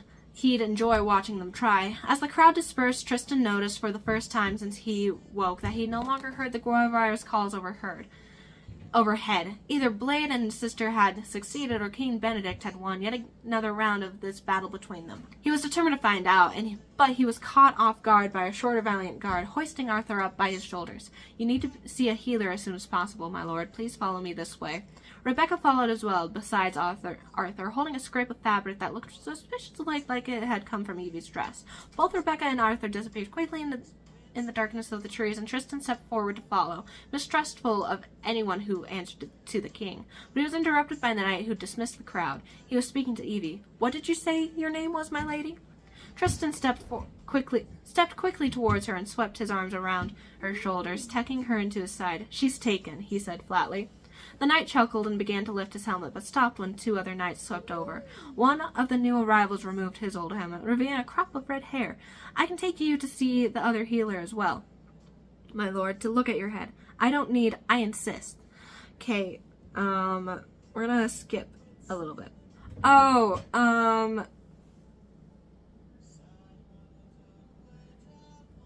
So they think that his father is actually the villain, not the core healer, and they found Evie with him at one point, and so now they're fighting. So Eric's, which is one of the guards' names, looked up, first at the bloody face of his companion and then between them. We were told we'd caught the villain, the core healer. We're just following orders, my lord," the man stuttered out over every word, shaking as Tristan stalked closer. No, my lord. We just wanted a reward," the man sobbed, "for catching the villain." Tristan chuckled as he moved the tip of his sword to the man's taut chest. "Oh, but I'm afraid you didn't catch the villain," he whispered the next words so quietly even Sage didn't hear. "The villain caught you." I don't want to read anymore. So, basically, they then meet up with Becky, and Becky is noticing them being all weird, and she's like, "Is this because you guys kissed?" And they're like, No, we're being normal, this is normal." And Becky's like, sure, you children. And so they leave, and now the king has the father, and all this stuff. And I'm at 5% on my phone, and I'm freaking out a little bit. I'm at 3% on my phone. We're gonna have to move again. I hate it. Welcome to yet another corner of my house. I could not put a charger into the kitchen or the dining room table where I was at. And so now we're on my couch. I'm gonna have to blur those out. Or can you see them? Those are old photos. I don't gotta do anything. Welcome to the couch. And they're like, no. And she's like, "Yeah, okay, sure, you little piss babies." And, so that happens, and they go back to Massacre Manor, and, trying to think of what happens, but they're kind of awkward for a little bit because we just made out in front of everyone, and Tristan thought it was a dream, but it's not a dream. This was reality. And he's even furthering, like, the fact of, I'm not going to do anything happy. That was my one moment of bliss. I am back to the villain. I can no longer allow this to happen, all this stuff. And so, we then have a moment where we're like, it's Tatiana. Tatiana is the rat. Because I forgot to mention this. At one point, they went into the town. You can really see my double chin right here. It's just really bothering me. I stopped recording, but yippee. You can still see my double chin. I'm dying. Maybe this hoodie was a bad idea. And so, at one point earlier in the story, they had gone back to the village, and, Tristan was like, you need to take me to this person. And so, this person that he needed her to take him to, they, on the dragon's collar, Blade is a dragon, tamer, and, on the Gravar's collar, it said something like, property of the king, or the end of the villain, or something like that. And they took it to the blacksmith, which is who Evie had worked for previously and quit from. And so they go over there, and Evie is all distant, like, this son of a bitch. I hate this man, I hate this man, I hate this man, about the blacksmith. And so, the villain's not picking up on any of this. He's like, oh, this is cute. He goes over to where her desk used to be and sees, like, little carved hearts and different things. And he's like, oh, this is precious. While Evie's having a little bit of, like, a moment because, this is where the, like, triggering like moment of like what it said at the beginning of, hey, this talks about sexual assault in the backstory. The blacksmith had tried to sexually assault her. She got away, but he stabbed her with this dagger that was infused with magic, and anytime that dagger came near Sage, it would inflict pain, and anytime she was in pain, it would inflict more pain, type of thing. And I forget if the blacksmith like tried to attack her or what he did exactly, but the villain was like, nuh-uh, and he killed him. No, he didn't kill him. He nearly killed him before Sage was like, let's not kill anyone from my village. And so he didn't kill him. And so, retroactively, let's go back to where we were. Tatiana and his sister were like, hey, come with us real fast. And then Tatiana says, I am so sorry. And the next like little paragraphs like describes her screaming. And we're like, shit. Flip back to the villain's perspective, he's suddenly in ample amounts of pain. Why? Because of the gold tattoo. And so he's now running to get to Eve. And he's like, what the hell is going on? And they get into the room, and which is like the healing bay. And we find out that Tatiana is just trying to help Evie combat the pain that she's feeling from this dagger by getting it closer to her, taking it away, getting her closer. Because that's how you build up the immunities against it, if I remember correctly, because like the blade is supposed to like help warriors in battle when they're fighting with it, and I don't exactly know how that works, but I forgot. So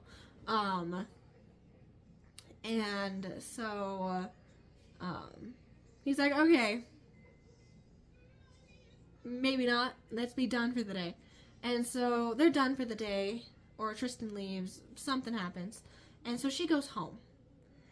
And then we're in Evie's point of view, and she gets home, and her dad's cooking soup, and she's like, ugh, Dad sucks at cooking soup, but I eat every bit of it because it's my dad, and when he's feeling up to it to cook, I need to make him feel good.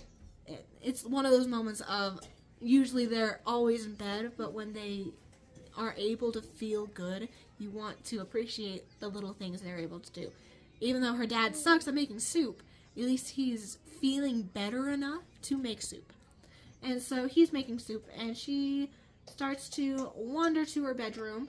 She's walking along, and she spots her dad's office, and she's like, you know, I never gone in here. And she's getting like this pull to go in there. So she goes in there. And at one point in the story, it describes what happened to her dad and her brother. Her mom and her brother. And turns out her mom, after she gave birth to Alyssa, started to gain, her magic inside her awoke. And she started to feel really ill and was like laying in bed all the time. And then she would get these bursts of energy and would go do things. And one day, she took herself and her 3 kids, and at the time her father was a valiant guard and then had become a butcher. And so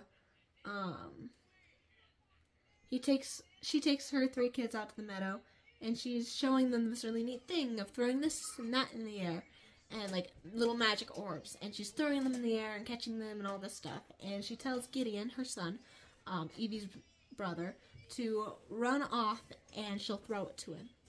And so she throws it, but the issue is, as it's gaining momentum and gaining air and gaining traction, it gets bigger and bigger.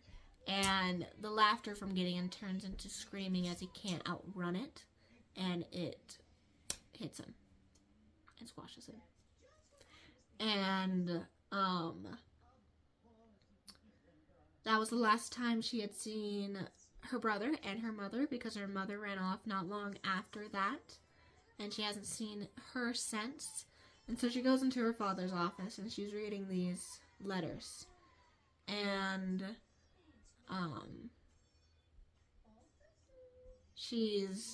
these letters are from her mother,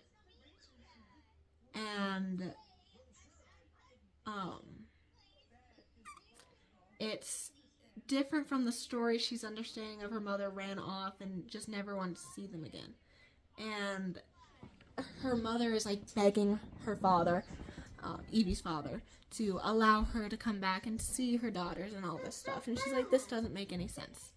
And she takes a little further and she finds papers in her handwriting. And earlier in this chapter, in like a different chapter, we found out that her dad, when she got this job, bought her a notebook, a little journal, and brand new ink. Red ink. Red ink? I think it was red.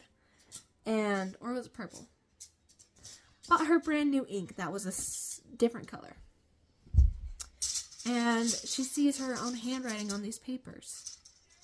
And then she thinks back to what Tristan's sister had said about blue ink. And she's thinking, and she's reading, and the chapter ends with like her dad coming in and being like, you're not supposed to be in here. And then we switch to the villain's point of view, and we're like, shit. Anyway, can I set it this way without you being able to see it? Yes, I can. Anyway, and we're like, shit, it wasn't Rebecca, it wasn't Blade, it wasn't Tatiana, it wasn't some random character that we didn't even know. What's funny is I completely forgot to like mention any and all of why any of this was brought up. So the mystery of it is very neat and very fun. Because the whole time you're going from one person to the next, like I over here I was like, it's Becky. Oh no, it's Blade. Oh, it's Becky. Oh no, it's Tatiana.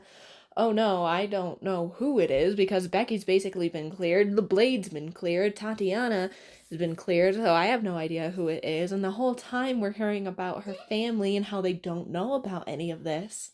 And we then find out that it's her dad behind all of it. That is such like a plot twist because I didn't suspect the dad at all because this is an old man who was sick.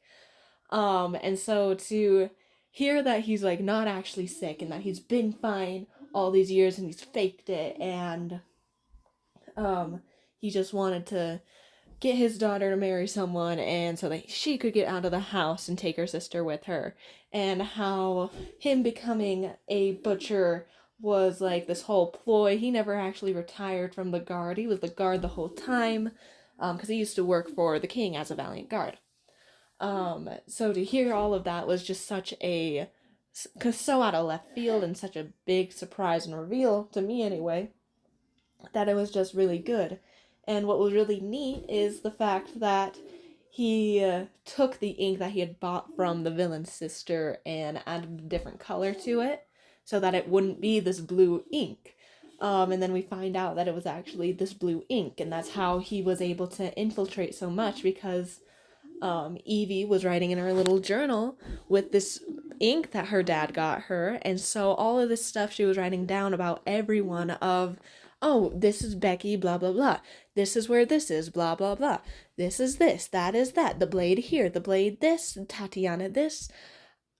Here's the exit here. All of this stuff was actually being transferred right to the villain of the story. Like, so it was just very neat how it was done. And I completely forgot to say that. So yeah, here's me saying it. And so we flip back to the villain's point of view, and or maybe she said this while, no, okay, so sorry, I got things a little bit out of order. She tells Tristan about this other buyer that she had,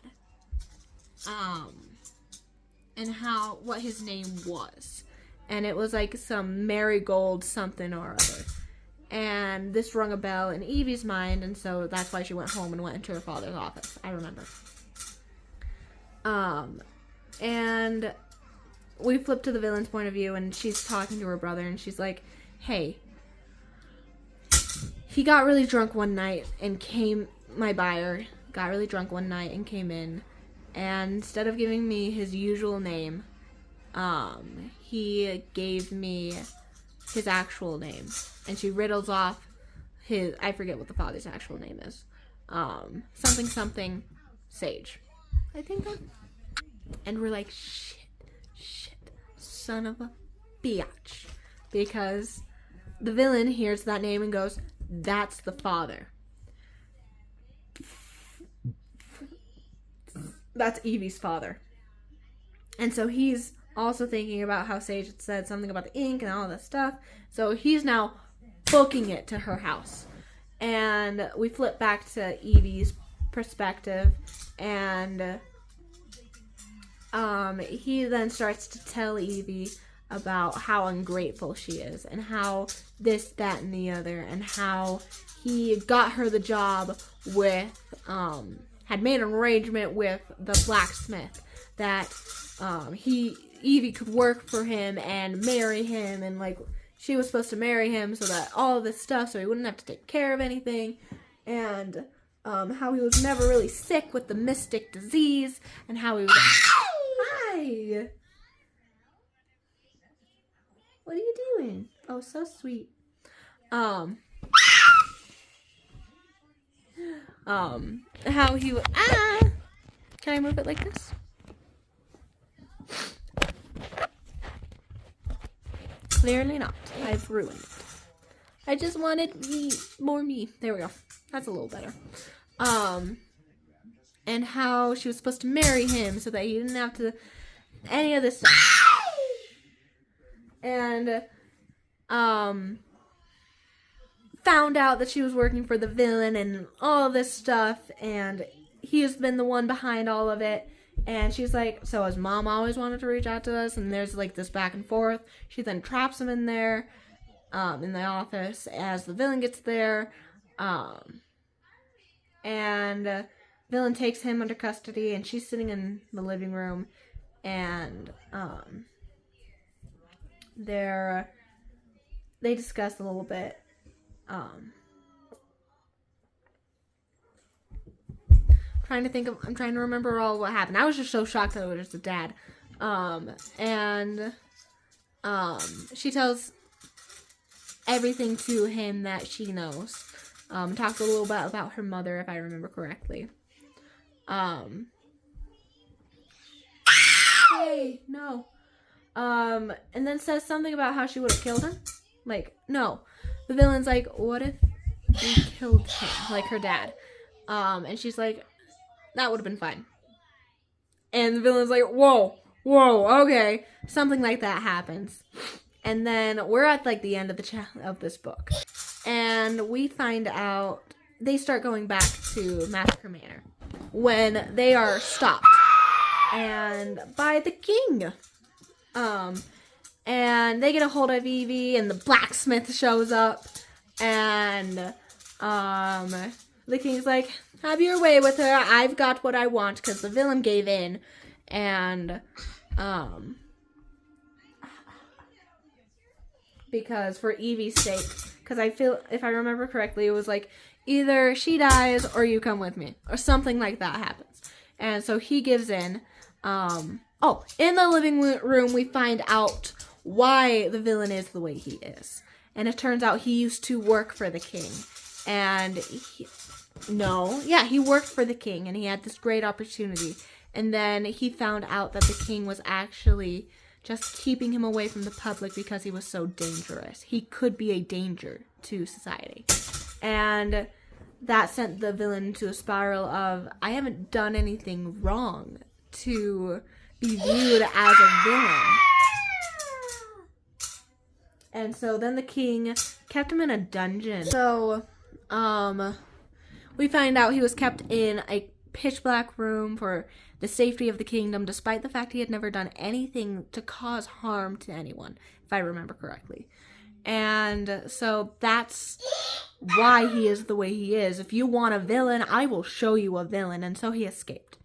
And then we get to here, and a choice between either Evie or going back into captivity, and the villain chooses to go back into captivity. And the king rides off, and the two valiant guard go with him, and then the blacksmith is still with Evie, and he tries to take advantage of her, and Evie kills him. Evie straight up murders this guy. And so she gets back to the massacre manor and she tells everyone that he's taken. And I'll just read you the last chapter. So chapter 60, the last chapter of the book.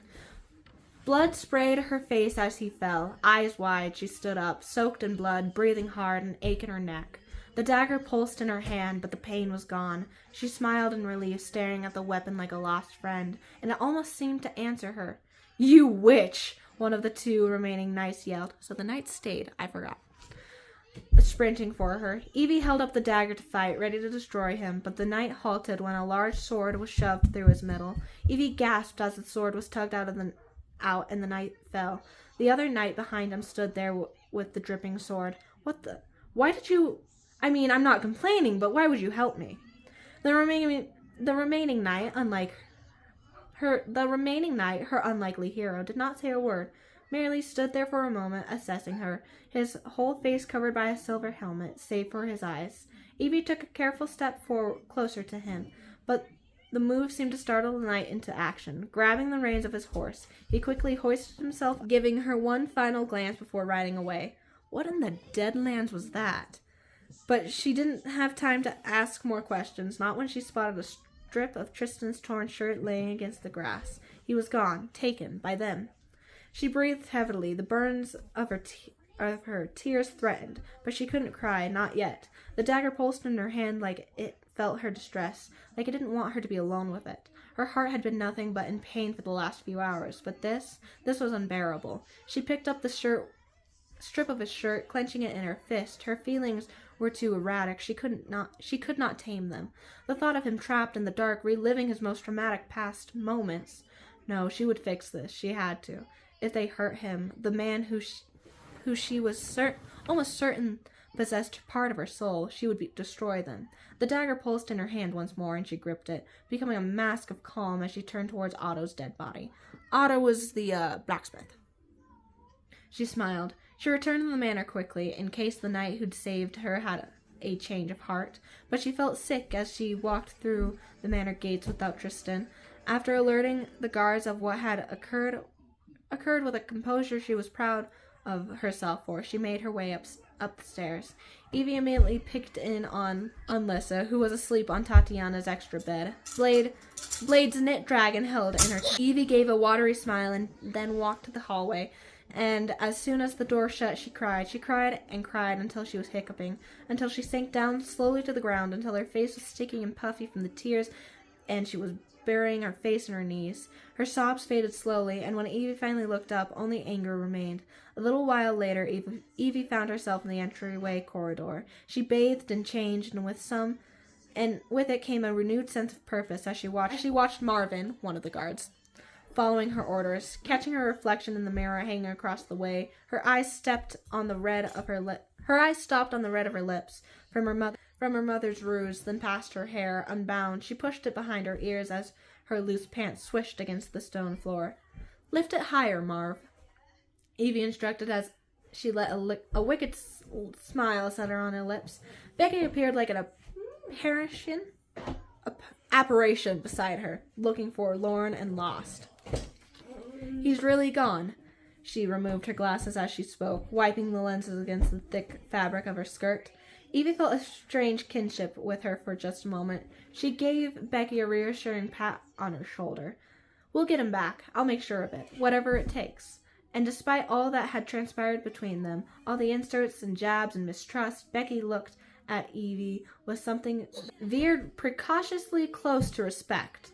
"What do you have in mind?" Evie stared down at the gold markings circling her smallest finger. "Well, first," she paused, smiling to herself, "I'm going to need you to kill me." Becky's lips pulled up into a wry grin as she began speculating. "I thought you'd never ask." "All done, Miss Sage," Marvin called, and Evie looked to the opulent ceiling and what had just been added, her heart pounding in satisfaction as Becky's quiet gasp behind her. Otto Warson's head dangled there, eyes frozen forever in an expression of fear and surprise. Stepping back, leaving him behind, Evie made her way to the stairs, down to the dungeon, quietly vowing to herself that she would save the villain, or become one trying. The end. For now. And that's the book. We're then left with a cliffhanger, and I already have the second book pre-ordered, and it says on Amazon that it's supposed to get here in August. I don't know if I trust it, but that's what I'm told. And, yeah, so I'm so excited. I loved this book dearly. I wish I had done this video sooner, because there's so much I want to talk about, but I can't remember wanting to talk about. You live and you learn, you know?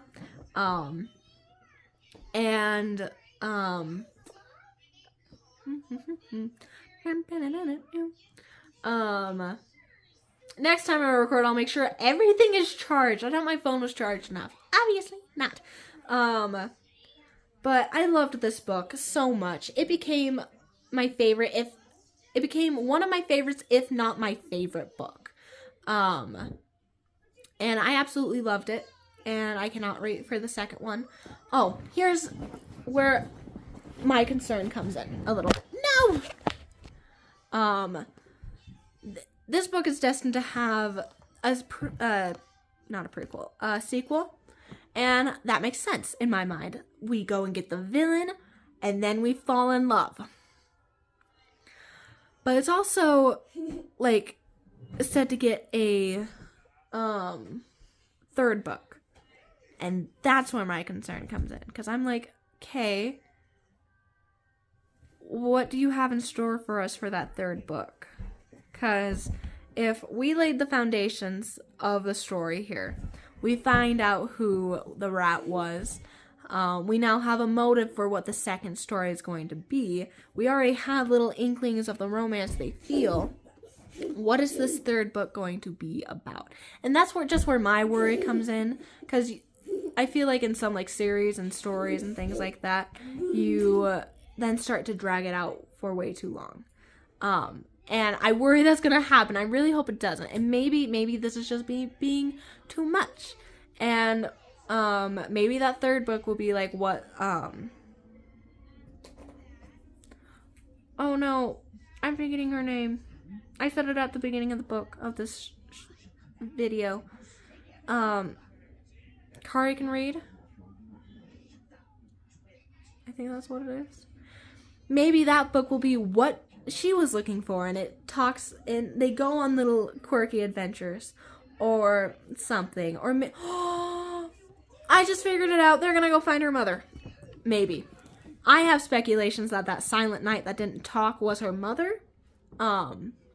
But that's just my opinion. That's just what I think. I could be wrong, but I really want to know who that knight is. And I really want to know what this third book will entail. And I really, it's just, there's so much. I can't describe how good the book is because it's been a minute.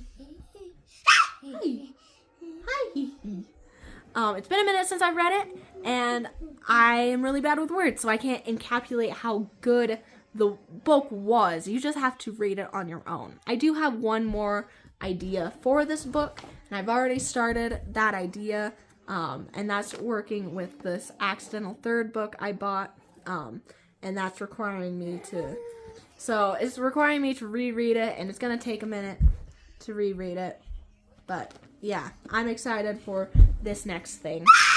Which brings us to March's book, which I have not read at all yet.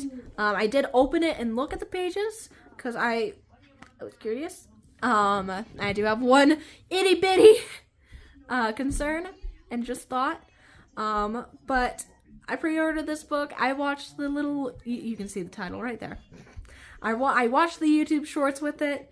I love the cover. I love the concept. I got really concerned for a second what it was going to be. And then I watched the live stream. I bought it anyway. And then I got concerned that it wasn't going to be what I thought it was going to be. And then I watched her live stream. And she read like the first chapter of it. And she read a couple different chapters that she had already like had been covered in like shorts. So it wasn't really spoilers. More of things like to get you hooked in. And I got excited again because I was like, oh, okay, this isn't as bad as I thought it was gonna. This didn't. The worry I had is null and void. But we are going to be reading for March's book, Just Stab Me Now by Jill Barup. I'm so excited for this. This is so cute. If you haven't watched the YouTube short series, I highly suggest it. It's hilarious. It's funny. It's what you need. So I'm gonna read to you the back. Just Stab Me Now. A desperate mother, a dubious escort, and a deranged author who won't leave them alone. Caroline Lindley is determined that her new romance novel will be her best one yet. Fantasy, formal grounds, fencing, and of course, a 20-something heroine to star in an enemies to lovers plot with all of Caroline's favorite tropes. But Lady Rosamond Hawkhurst is a 36-year-old widow. She has a ward stop and 2 children to get home to, and flatly refuses to take the correct approach to there being only one bed. What's an author to do, especially when discussions with her editor might reveal that he and Rosamond's hot enemy have some suspicious similarities? Based on her popular fantasy heroine YouTube short series, Jill Barup's debut novel brings us the best of worlds, both meta and medieval inspired, as enemies to BFS Rosamond and Caroline learn what it means to be heroes of your own story. I'm so excited. Hold on. But I am truly excited for March's book. And I was wrong earlier. It is not March 8th. It's March 11th. So, yeah, not exactly a month. So sorry that this took forever to get out. I'm hoping to get this up by tonight. But we will see what happens. At the latest, it'll be out by tomorrow.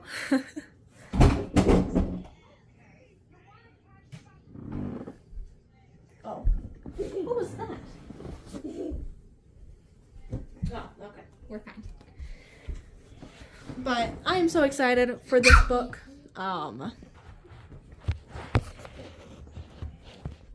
Sorry, we have something over there that has a name on it, so.